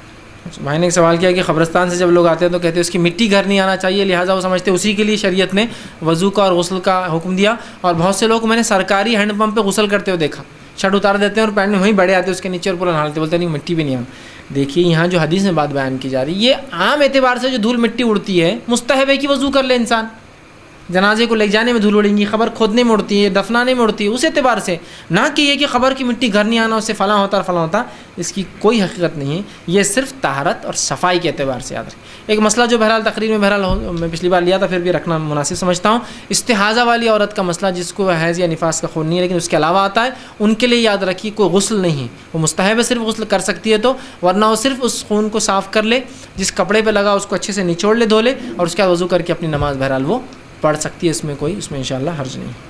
کسی نے ایک سوال کیا، شوقیہ طور پر سامنے کے بال کٹ کرنا جس میں کسی کو دکھانا شامل نہیں اور نہ ہی کسی کافر کی نقل کرنا ہے، تو یہ درست ہے کیا؟ دیکھیے اگر شوقیہ طور سے کوئی خاتون اپنے سامنے کے بال کٹاتی ہے جس میں کافروں کو مشابہت بھی مقصد نہیں ہے، کسی کے نقل کرنا بھی مقصد نہیں ہے، کسی کو دکھانا مقصد نہیں ہے، تو اگر اس کا دل ہے اور اس کا شوہر اس کو پسند کرتا ہے تو اپنے شوہر کی حد تک کر سکتی ہے، لیکن پھر ایسے بالوں کو دوسروں کو بتا نہیں سکتی، یاد رکھیے، چونکہ اب یہ خوبصورتی میں شامل ہے، سیدھے بال پیچھے جا رہے ہیں تو خوبصورتی میں نہیں ہے، اس لیے کہ وہاں میں کوئی بھی ایسی عورت کو نہیں، لیکن اگر خاص بال کٹائیں گی تو اس کا بھائی بھی دیکھنا پسند کریں گے بہن نے کیا کیا، مطلب فطری طور سے بتانا چاہ رہا ہوں، اس میں اٹریکشن پیدا ہو جاتا ہے، تو لہٰذا پھر اپنے شوہر کے لیے کرنا چاہتی ہے، تو بہرحال اس میں شرعی اعتبار سے کوئی ممانعت ثابت نہیں ہے، چونکہ نہ وہ دکھا رہی ہے نہ کسی کافر کی مشابہت میں کریں۔ آگے انہوں نے سوال کیا، کھانا کھاتے وقت بسم اللہ پڑھیں، اور ہماری عادت ہے کہ بچوں کو دوا پلاتے وقت بھی بسم اللہ بولتے ہیں، تو لوگ کہتے ہیں کہ دوا پلاتے وقت بسم اللہ نہ کہو بلکہ یا شافی یا کافی کہو، یہ درست ہے کہ؟ دیکھیے یا شافی یا کافی دوا پلانے سے پہلے پڑھنا سنت سے ثابت نہیں ہے، دوا پلانے سے پہلے یا شافی شفا دینے والے ہے، کفایت کرنے والے، یہ لفظ پڑھنا سنت سے ثابت نہیں ہے، تو بسم اللہ پڑھ کے کھلائیے۔ بہت سے لوگ بولتے ہیں بسم اللہ پڑھ کے دوا کھلائے، تو میاں بسم اللہ سے کیا آتی؟ برکت، تو بیماری میں کیا آ جائیں گی؟ برکت۔ تو میں دیکھو ایک چھوٹا سا اصول، مطلب بیوقوفی کی بھی حد ہوتی ہے، دوا کھا رہے تو دوا کے لیے بسم اللہ پڑھ رہے نا، اس میں برکت آئے، یا بیماری کے لیے پڑھ رہے بسم اللہ بیماری میں برکت آئے؟ بولی عقل میری کیا بول رہی ہے؟ دوا میں کھا رہا ہوں تو بسم اللہ پڑھوں گا تو میں امید کر رہا ہوں کہ دوا میں برکت آئے، کہ دوا کم زیادہ اثر کرے، کیا بیماری میں برکت آئے بیماری زیادہ بڑھ جائے؟ مطلب عقل بھی کچھ ہوتی ہے، اللہ اگر عقل کو بھی استعمال کرے نا تو بہت ساری باتیں انسان یہ بدعت خرافات چھوڑ دیں گا۔ اگر میں بسم اللہ بول کے کھانا کھانا چاہ رہا ہوں تو کیوں بسم اللہ بول؟ جیسے آپ کو موٹا آدمی ہے، بسم اللہ بول کے مت کھاؤ کیوں، تو برکت اور آ جائیں گی تمہارے جسم، اور موٹے ہو جائیں گے تم، ہاں تو بولیں گے نہیں برکت کھانے میں آنا، جسم میں نہیں، اور موٹا نہیں ہونا کھانے، ہے نا؟ تو میں بول رہا ہوں عقل کا تقاضا تو یہ ہے کہ آپ بڑے بیماری میں برکت، تو بیماری میں کیسے آئیں گی؟ آپ بسم اللہ دوا پہ بول رہے ہیں نا، تو دوا برکت ہو جائیں گی، دوا جلدی اثر کریں گی، بیماری کیوں برکت ہوں گی؟ مطلب عقل بھی کوئی چیز ہوتی ہے، بہر اللہ رحم کریں۔ تو بولے وہ اپنے عقل کی بنیاد پہ دیکھیے شریعت کو چھوڑتے ہیں، بسم اللہ نہیں پڑھنا، بولے دوا کھاتے، اس لیے کہ پھر دوا بیماری میں برکت، ارے آدمی بیماری میں نہیں آتی برکت، دوا میں آئیں گی اس سے، ٹھیک ہے؟ ہر کام سے پہلے بسم اللہ کرنا ہے، ٹھیک؟ تو بہرحال بسم اللہ آپ پڑھیے، یا شافی یا کافی ثابت نہیں ہے۔ جی اگر کسی کو احتلام ہو جائے تو اسے غسل صرف ناک سے نیچے کرنا چاہیے یا پورا بھی کر سکتے ہیں؟ بھائی نے سوال کیا کہ اگر کسی کو احتلام ہے تو غسل کیسے کرے، تو احتلام ہو جائے تو مکمل غسل جنابت اس کو لینا پڑے گا، اس لیے غسل سے واجب ہے، سر کے بالوں سے لے کر پیروں تک ہر حصہ بھیگے، اور مرد ہو تو پورے بالوں کی جڑوں کے اندر تک پانی جانا لازم ہوگا، عورت ہوں گی تو اگر بہت زیادہ گھنے بال ہے تو اوپر سے بھی گزر جائے 3 بار تو کافی ہوگا۔ تو غسل جنابت کے اندر مکمل جسم بھیگنا واجب اور فرض ہے، اس لیے کہ اس کا غسل ٹوٹ چکا ہے، اب مکمل دھونا ہوگا۔ ہاں آپ صرف یہ بول سکتے ہیں کسی نے پیشاب کر دیا، آدمی کو ہوتا ہے کچھ لوگوں کو بیماری، تو نیچے کا دھو لے، اس لیے کہ پیشاب کر لینے سے غسل نہیں توڑتا، تو آدھا دھونے میں کافی، یا پیخانہ نکل جائے کسی بنیاد پہ تو اس کو صرف دھو لے۔ غسل کا انتظام ہے تو بہت اچھی بات ہے، لیکن اس پہ غسل واجب نہیں ہوا۔ واجب کرنے والی چیزیں میں بتا چکا ہوں، بچے پیشاب کر لے، سب بالغ بھی لیکن کبھی ہوتا بیماری کے سے، بڑے ہیں کچھ وجہ سے نکل جائے، نیچے کا حصہ دھو لے کافی ہے، لیکن جنابت میں احتلام میں تو مکمل طور سے سر سے لے کر پیر تک، اور مرد کو تو بالوں کی جڑوں تک اس کو دھونا ہوگا۔ کسی نے ایک سوال کیا کہ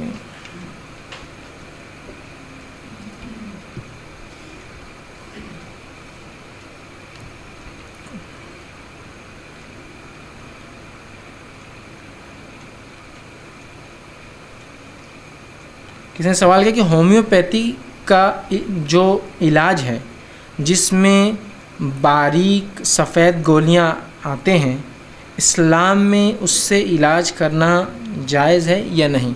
دیکھیے سب سے پہلی چیز، اسلام نے حرام اشیاء سے علاج کرنے سے آپ کو منع کیا ہے، اس لیے کہ آپ کی حدیث ہے جو اللہ نے حرام کیا ہے اس میں شفا نہیں رکھی ہے، تو لہٰذا اگر ہومیوپیتھی گولیاں آپ لے رہے ہیں تو میں سمجھتا ہوں گولیوں میں کوئی حرج نہیں لینے کی حد تک۔ ہاں اگر گولیوں میں شفا کے طور پر شراب ڈالی جا رہی ہے کہ بھائی اس سے شفا ہوں گی الکوہل، تو اس میں شفا نہیں، پھر آپ لے نہیں سکتے اس کو۔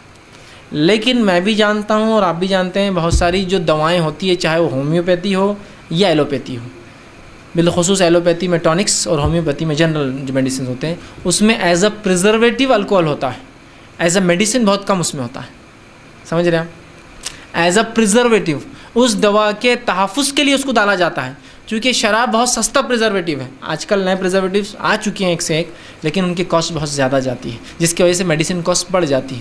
اگر آپ کے پاس آپشن ہے پیسے زیادہ دے کے خریدیے اس کو، ڈاکٹر کو بولیے کہ ہم کو ایسے دیجیے جو نان الکوہلک ہو، لیکن بہرحال ہوتا ہی ہے اس میں۔ تو لہٰذا میں یہ کہنا چاہ رہا ہوں آپ سے کہ ایسی کوئی بھی دوا جس میں شفا کے طور پر اگر وہ ہے تو آپ اس کو مت لیجیے، اس لیے کہ وہ تو شفا ہے ہی نہیں، کیونکہ اللہ نے حرام میں شفا نہیں رکھی۔ دوسرا، دوا کے طور پہ تو لینا حرام ہوا، اس لیے کہ شراب میں شفا نہیں، دوا کے طور پر۔ تیسرا، اگر وہ اس کی پریزرویٹو کے طور پر ہے اور کوئی آپشن نہیں ہے تو لیجیے اس کو، جیسا کہ اس کے علاوہ کوئی آپشن ہی نہیں ہے دوا کا، کہیں کوئی علاج نہیں ہے، تو یہ مجبوری ہوئی، اور وہ شفا کے طور پہ نہیں ہے، دوا کے طور پہ نہیں ہے، پریزرویٹو کے طور پر آ رہا ہے۔ جیسا کہ آپ کو شدید کھانسی اور کوئی دوا الٹرنیٹ نہیں مل رہی، آپ کیا کریں، کیا کریے بتائیے؟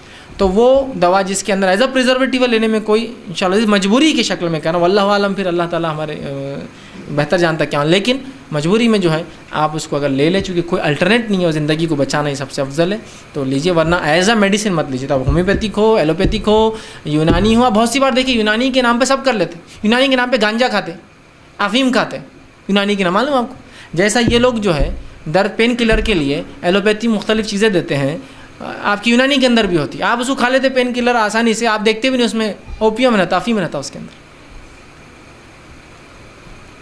ہے نا۔ لیکن ہومیوپیتھی بہرحال ایک بدنام شعبہ ہے، دوسروں کے مقابلے میں بدنام ہے، ان شعبوں میں حرمت آدمی نہیں دیکھتا، اس میں زیادہ بدنامی ہوتی ہے۔ تو بہرحال میں یہ کہوں گا ایز اے میڈیسن مت لیجیے، ایز اے پریزرویٹو مجبوری میں لیجیے، ٹھیک۔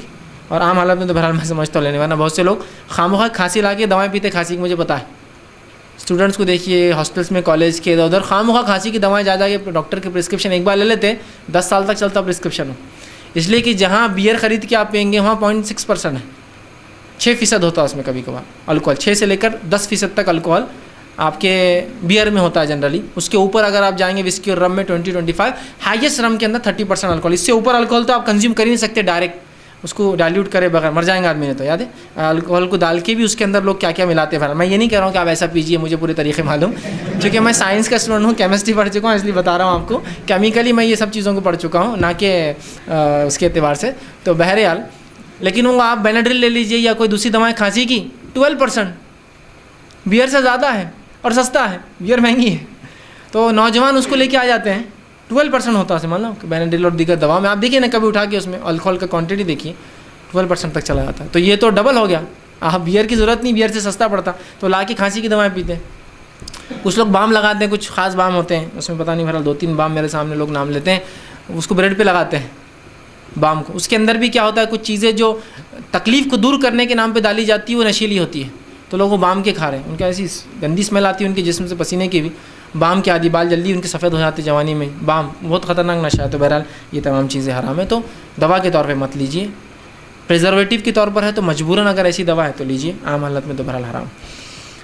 دوسرا کسی نے سوال کیا کہ لائٹ کے میٹر میں جو کام کراتے ہیں اس کی ریڈنگ کم کراتے ہیں، ایسا کرنا بھی کیا اسلام میں جائز ہے یا نہیں، یہ حرام ہے. تو ایسا کرنا لائٹ کے میٹر میں، کارپوریشن کے نل میں، اپنی شادیوں میں آنکھوڑے ڈال کے لینا، اپنے پروگرام میں لائٹ فری لینا، یہ شریعتاً سب حرام ہے. یا کسی بینک کو دھوکہ دے کے پیسے لے لینا اور بعد میں پے نہیں کرنا، بھائی سودی ہے نا، کیا ہوتا تھوڑا لوٹ لیے تو، یہ تمام چیزیں حرام ہیں. روز قیامت یہ کارپوریشن، یہ بینک سب آ جائیں گے، یہ غیر مجسم جسم لیں گے، ان کا حساب اللہ کریں گا، ان کو تو کوئی فائدہ نہیں ہوگا، ہم لوگوں کی نیکیاں یہ لے کے چلے جائیں گے.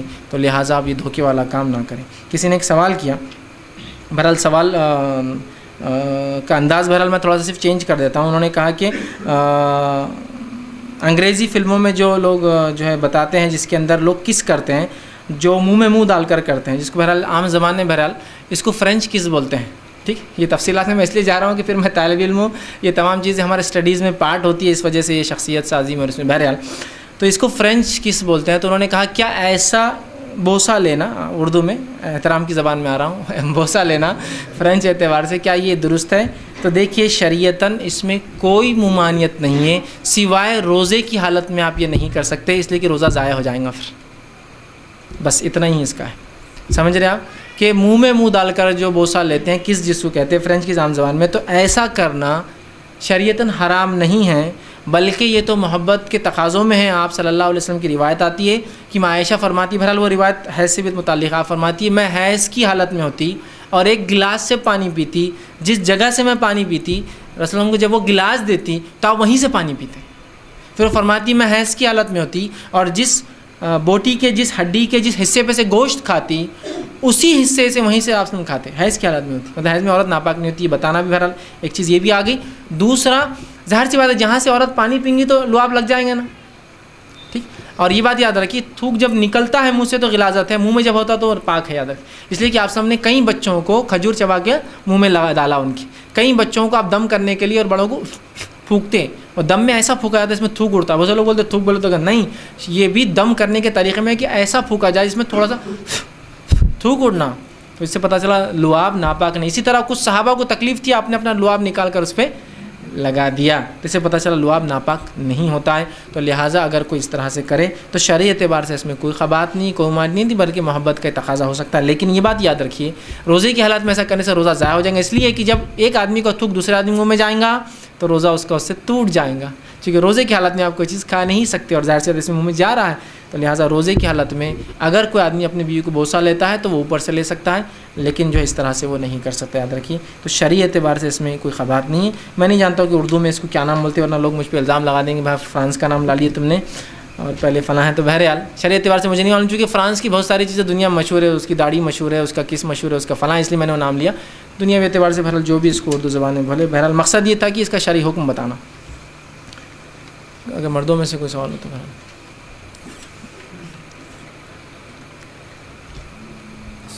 السلام.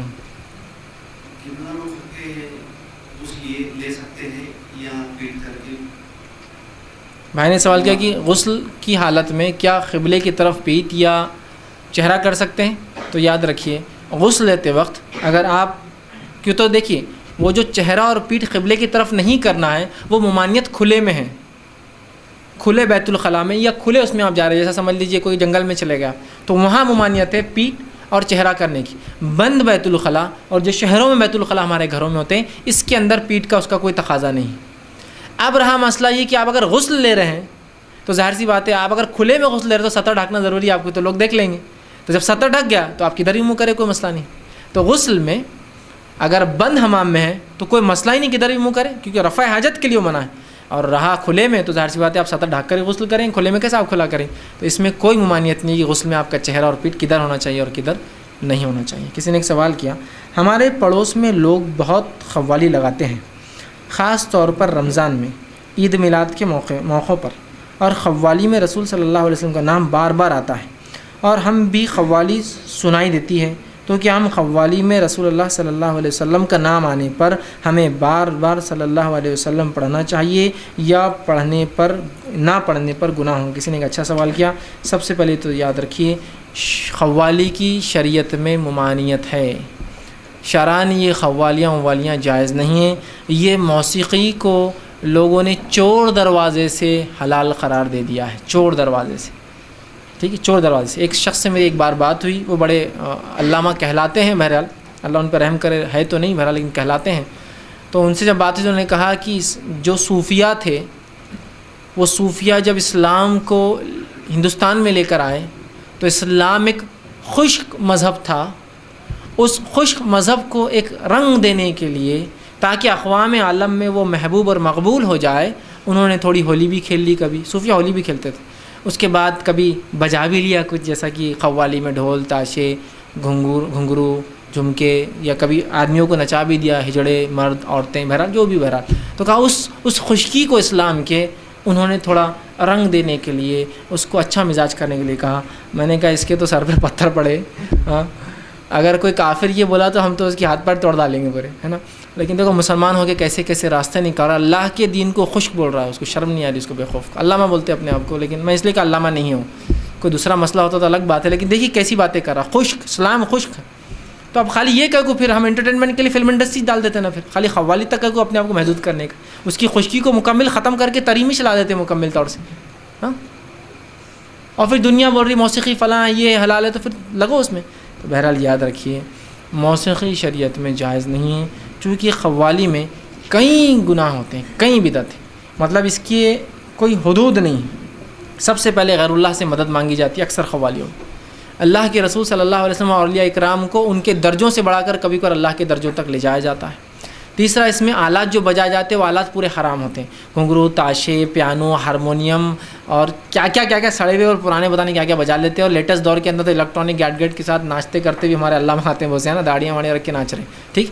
تو یہ تمام آلات جو ہمارے لیے حرام ہیں۔ پھر ان قوالیوں میں کبھی کبھار مرد اور عورتیں دونوں ساتھ ہوتے ہیں، کبھی مرد گاتے ہیں عورتیں بھی گاتی، کبھی مرد گاتے ہیں عورتیں تالی بجانے کی ہوتی، ٹھیک۔ اس کے علاوہ پھر کبھی ناچے اور جھوما بھی جاتا ہے اس کے اندر، پھر ناچنے میں گھنگرو پہن کے سادہ ناچ، پھر عورتوں کا رقص اور ناچ، پھر ہجڑوں کا رقص اور ناچ اور مختلف چیزیں۔ بہرحال کبھی چلے جائیے کورس میں تو آپ کو دکھ جائیں گے یہ سب چیزیں، اگر میری باتیں نہیں سمجھ میں آ رہی تو کبھی مشاہدہ آپ کر لیجیے۔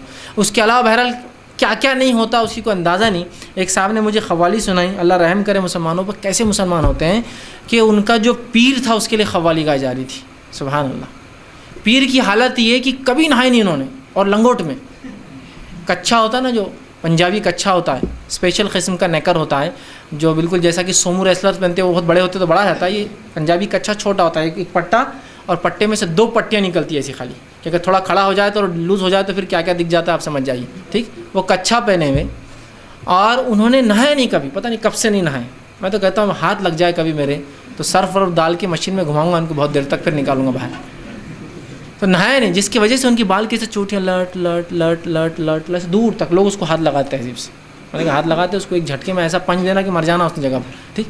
اس کی غلاظت کو اٹھا رہے، اس کو احترام سے لا رہے، اور اس کو ناچنا نہیں آ رہا اتنا دبلا، اس کو نچا رہے قوالی پہ، تو 2 آدمی ہاتھ ڈالے ہوئے کمر کے نیچے اور اچکا رہے، اور وہ گا رہا، اور اس کا جو پیر کا جو گانا گانے والا ہے، قوال گانا گا رہا ہے کہ جو پیر کے ساتھ دھمال نہ کرے، پنجابی پیر تھے، پنجابی گانا چل رہا تھا، پیر کے ساتھ دھمال نہ کرے، دھمال سمجھ رہا ہے، دھمال پنجابی بولتے ہیں ناچنے کو، جو دھمال نہ کرے سالہ مادر بول کے گالی دے رہا ہوں، اور سب واہ بول کے سب ناچ رہے، پورے ناچ رہا بڑا، اس لیے کہ پیر کے ساتھ جو دھمال نہ کرے سالہ، پہلی بار مادر بولا، دوسری بار بہن بولا، پورے گانے مطلب ایک مصرے میں جوڑتے ہوئے لا رہا ہوں، پیر یہ، پیر وہ، پیر کا یہ، نبی سے یہ، فلاں وہ، اور جو سالہ دھمال نہ کرے سالہ بول کے، پنجابی میں گالیاں بہت عام ہوتی اور گالی دے رہا ہے، ہر مصرے کے آخر میں ایک ایک گالی ایسی چن چن کے دے رہا تھا وہ کہ جس کی کوئی انتہا نہیں، اور جب وہ گالی دے رہا تو پیر کا جوش دیکھنا، چونکہ وہ اللہ کا ولی نہیں نا، وہ شیطان کا ولی ہے، تو وہ تو گالیوں پہ خوش ہوں گا۔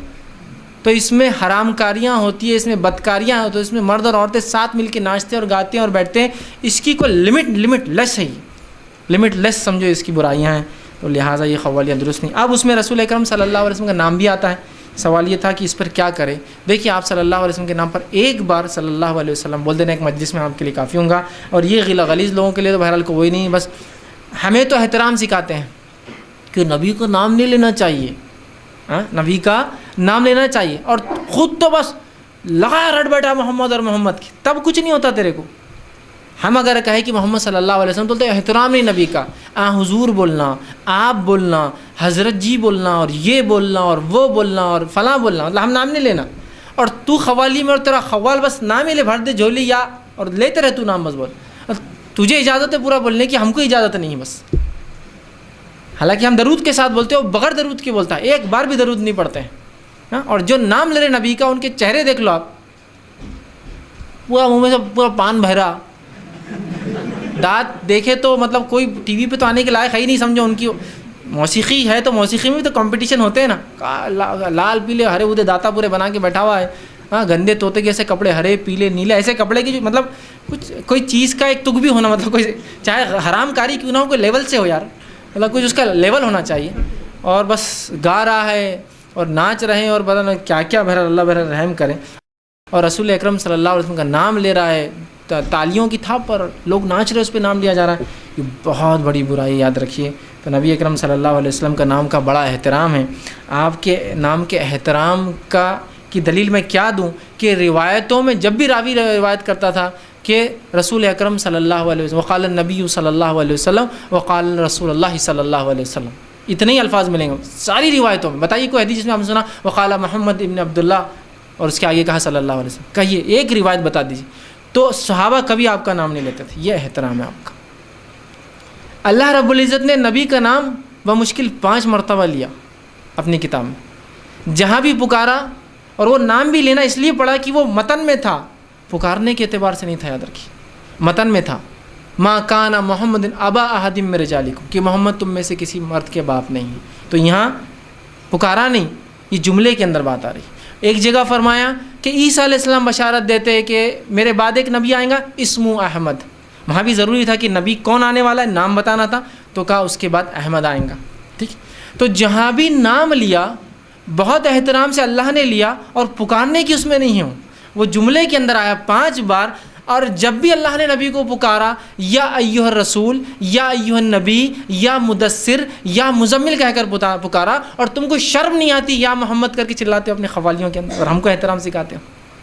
یہاں اللہ نہیں پکارتا ہے، یہاں نام لے کر اللہ رب العزت نے نہیں پکارا، 5 بار بھی آیا تو متن کے اندر آیا ہے، ایک بار بہرحال وہ یا محمد کے لفظ آیا، لیکن اتنا احترام، باقی جگہ اس طرح کے الفاظ آئے ہیں، حدیث میں اس طرح سے آیا ہے، اور تم کو شرم نہیں آتی تبلوں کی تھاپ پر جو یا محمد چلاتے ہو اور ہم کو غلط ٹھہراتے ہو۔ تو بہرحال یہ سمجھنے کی ضرورت ہے، لہٰذا آپ ایک بار پڑھ دیں وہ کافی ہے۔ اس کے بعد بہرحال چونکہ ان کی یہ اب کیا برائی بولیں گے، تو چونکہ یہ تو کوئی احترام ہی نہیں ہے قوالیاں، اور اس میں کیا نام، بس ایک بار پڑھ دیں انشاءاللہ عزیز، وہ آپ کے لیے کافی ہے۔ اور یہ قوالیاں سننا کرنا یہ بہت سنگین جرم، اور یاد رکھیے گناہ ہے، اس سے بچنے کی بہرحال کوشش کرنی چاہیے۔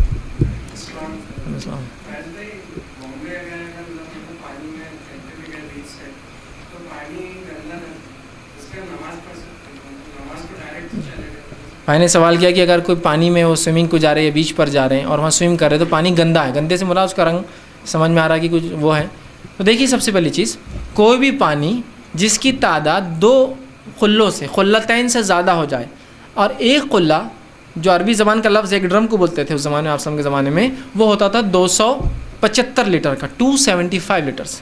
تو آپ نے فرمایا قلتین، 2 قلے پانی، 2 ڈرم پانی ہو جائے تو اس کو کوئی چیز ناپاک نہیں کرتی، اللہ کے ناپاکی فوقیت پا جائے، زیادہ ہو جائے اس پانی سے۔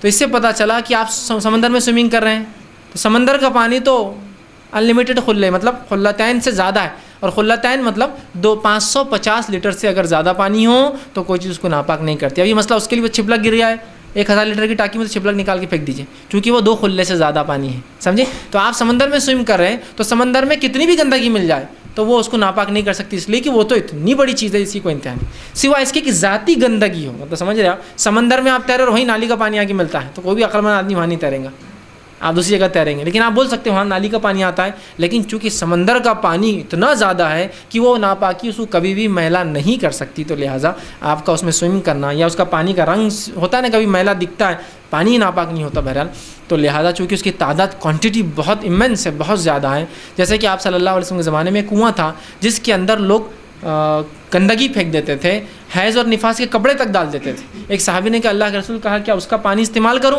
تو کہا ہاں اس لیے کہ خلتین سے زیادہ پانی کوئی چیز ناپاک نہیں کرتی، چونکہ وہ کنواں تھا جس کے بارے میں آتا ہے 10 فٹ اونچا تقریباً پانی کا لمٹ رہتا تھا، اور اچھا خاصا وہ چوڑا تھا. میں سمجھتا ہوں 10 فٹ اونچا اور اچھا خاصا چوڑے کے اندر 550 لیٹر زیادہ پانی آتا ہے. 550 لیٹر کو تو آپ کو ہارڈلی 3 فٹ چوڑا ہونا اور 5 فٹ اونچا رہا تو آپ کی ٹاکی آ جاتی 500 لیٹر کی.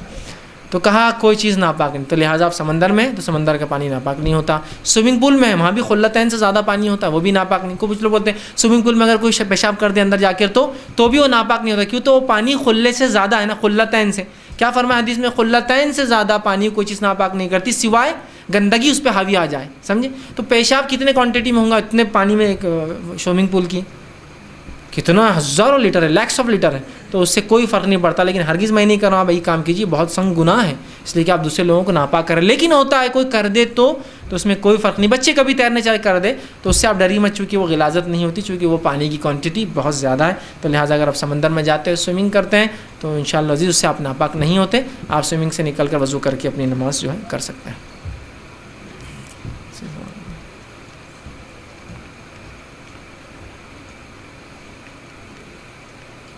کسی نے کہا میت کے گھر سے واپس آنے کے بعد کہتے ہیں کہ منہ دھو کر گھر میں داخل ہو اور چھوٹے بچوں کو قریب جا سکتے ہیں، کیا یہ صحیح ہے؟ دھو کر داخل ہوئے اور چھوٹے بچوں کے قریب جا سکتے ہیں، یہ صحیح ہے؟ دیکھیے سب سے پہلی چیز، میت کو کاندھا دینے کے بعد کاندھا دینے والا وضو کرے. میت سے آنے والا، جیسا عورت سمجھو میت میں جا کے، تو عورتیں تو کاندھا دیتی نہیں ہیں، تو کیا وہ آنے کے بعد منہ دھوئے؟ ایسا کوئی صحیح عمل ثابت نہیں سنت سے، لہٰذا آپ بالکل نہ کریں.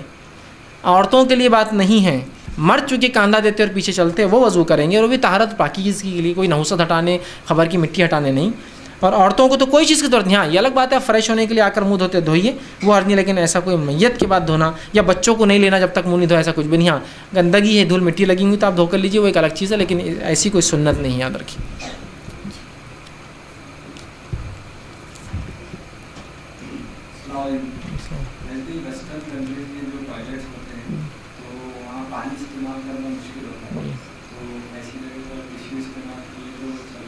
میں نے ایک سوال کیا کہ اگر ویسٹرن ٹوائلٹس ہے، چاہے پھر وہ کسی بھی جگہ ہو، انڈیا میں بھی آج کل بہت کامن ہے، 5 اسٹارس میں، ہوٹلس میں، اسی طرح آپ کے ایئرپورٹس ہے، ریلوے اسٹیشنس ہے، ویسٹرن ہوتے ہیں اس میں اونچے والے. تو انہوں نے کہا کہ پانی کا استعمال مشکل ہوتا تو کیا ہم پیپر کا استعمال کریں؟ تو دیکھیے پانی کی موجودگی میں پیپر کے استعمال کی اجازت نہیں دی جا سکتی.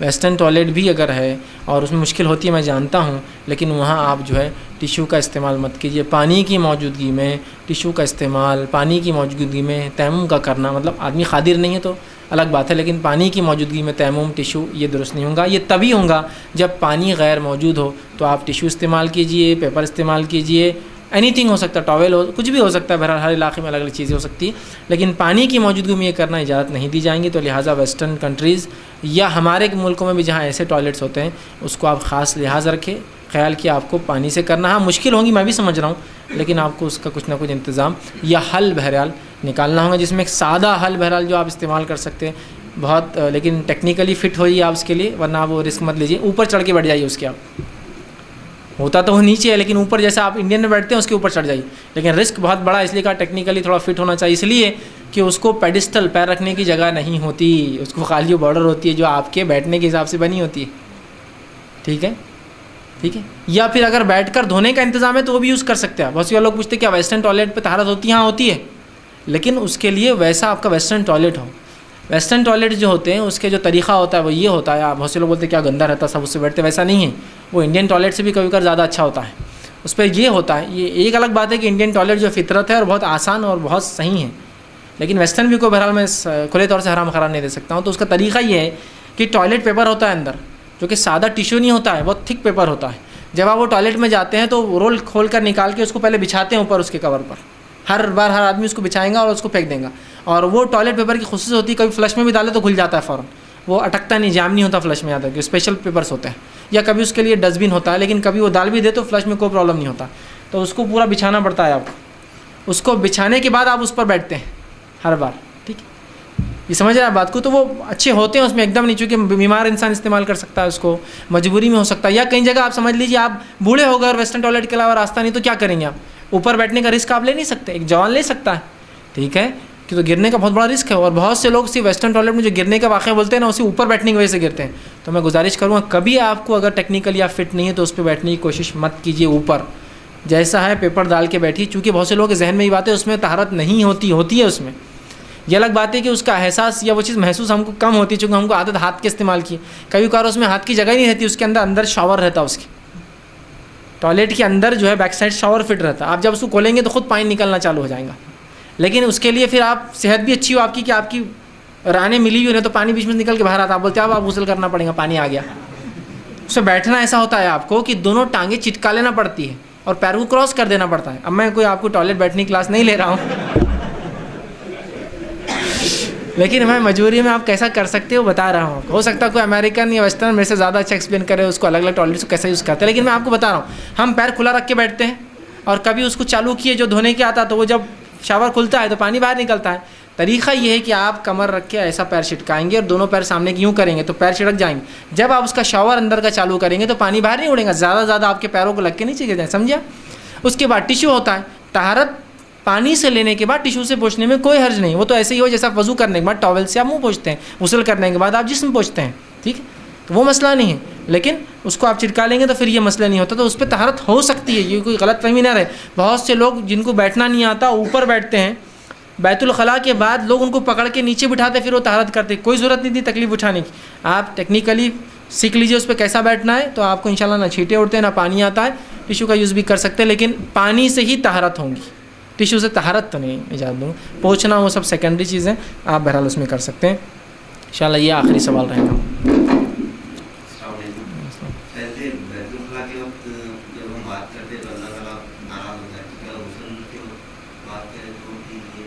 جی بھائی نے ایک سوال کیا کہ بیت الخلاء میں جو آدمی بات کرتا ہے تو اللہ اس سے ناراض ہوتا ہے. جیسا کہ ہم نے دیکھا تھا کہ اس میں بات نہیں کرنا چاہیے، منع ہے کہ بیت الخلاء کو دو لوگ بیٹھے اور بات کریں. تو کیا غسل میں بھی بات کرنا منع ہے؟ تو دیکھیے میں یہ کہوں گا کہ طہارت خانے میں یا غسل خانے میں جائے تو خاموش رہے زیادہ بہتر ہے. وہ بات کرنے کی جگہ نہیں ہے.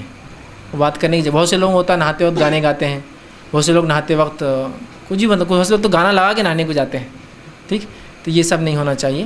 اور بیت الخلاء یا باتھ روم میں سوائے مجبوری کے منہ کھولنا میں سمجھتا ہوں، آپ بھی سمجھتے ہیں اس بات کو، بہتر ہے کہ آپ منہ نہ کھولیں. مجبوریاں الگ چیز ہے، کسی کچھ بولنا ہے، کوئی آ گیا بھائی کیا کرنا بٹھا دو، یہ الگ چیز ہے. اس کے علاوہ آپ بیت الخلاء میں بات نہ کریں، زیادہ بہتر. لیکن اس کی کوئی ممانعت کی کوئی صریح روایت ہمارے سامنے نہیں کہ حمام کے تعلق سے، جیسا کہ پیخانے کے تعلق سے ہے، پیشاب پیخانے اس کے نہیں ہے، لہٰذا میں حرام تو نہیں کہوں گا، لیکن عام اعتبار سے مطلب یہ اچھی بات تو نہیں ہے کہ آپ بیت الخلاء میں جا اور بات کریں. اپنا کام کریں وہاں جو مقصد ہے طہارت حاصل کرنا، اور جلد سے جلد نکلنے کی کوشش کریں. وآخر دعوانا الحمدللہ رب العالمین.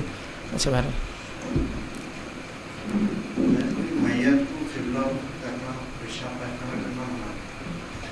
قبلہ کر کے جب میت پیٹ دبا کے جب تک نہیں جاتے قبلہ کر دے تو نکالتے. جی نکالنا کہاں تک صحیح ہے؟ اور بھائی نے سوال کیا کہ قبلہ رخ کرنا، جیسا کہ بیت الخلاء میں قبلہ رخ منہ ہونا درست نہیں ہے. اب میت کو ہم جب وہ کرتے ہیں تو اس کا چہرہ پیر چونکہ قبلے کی طرف کر دیتے ہیں تاکہ اس کا چہرہ قبلے کی طرف، اور جب دباتے ہیں اور پیچھے سے اٹھاتے ہیں تو یہ کہاں تک صحیح ہے؟ تو دیکھیے وہاں وہ کور ہوتا ہے، بند حصے میں ہوتا ہے، ڈھکا ہوا ہوتا ہے، اور چونکہ وہ مردہ ہے وہ خود سے نہیں کر سکتا، تو لہٰذا یہاں ہماری گرفت تو پکڑ نہیں یاد رکھی. وہ مردہ ہے نا، وہ نہیں کر سکتا. اور ظاہر سی بات ہے قبلہ ہمارا زندہ اور مردہ دونوں کا قبلہ ہے، تو لہٰذا ہمیں چاہیے کہ قبلے کی طرف ان کا منہ کرے تاکہ جب اٹھائے تو منہ ادھر جائے. تو لہٰذا سے مسئلہ نہیں، چونکہ اس کا اصل مقصد بیت الخلاء پیشاب پیخانہ کرنا نہیں ہے، ہم اس کو اس غلاظت نکالنے کے لیے کام کریں تو انشاءاللہ اس میں کوئی حرج نہیں. وآخر دعوانا الحمدللہ رب العالمین. سبحان ربک رب العزۃ عما یصفون وسلام علی المرسلین والحمد للہ رب العالمین.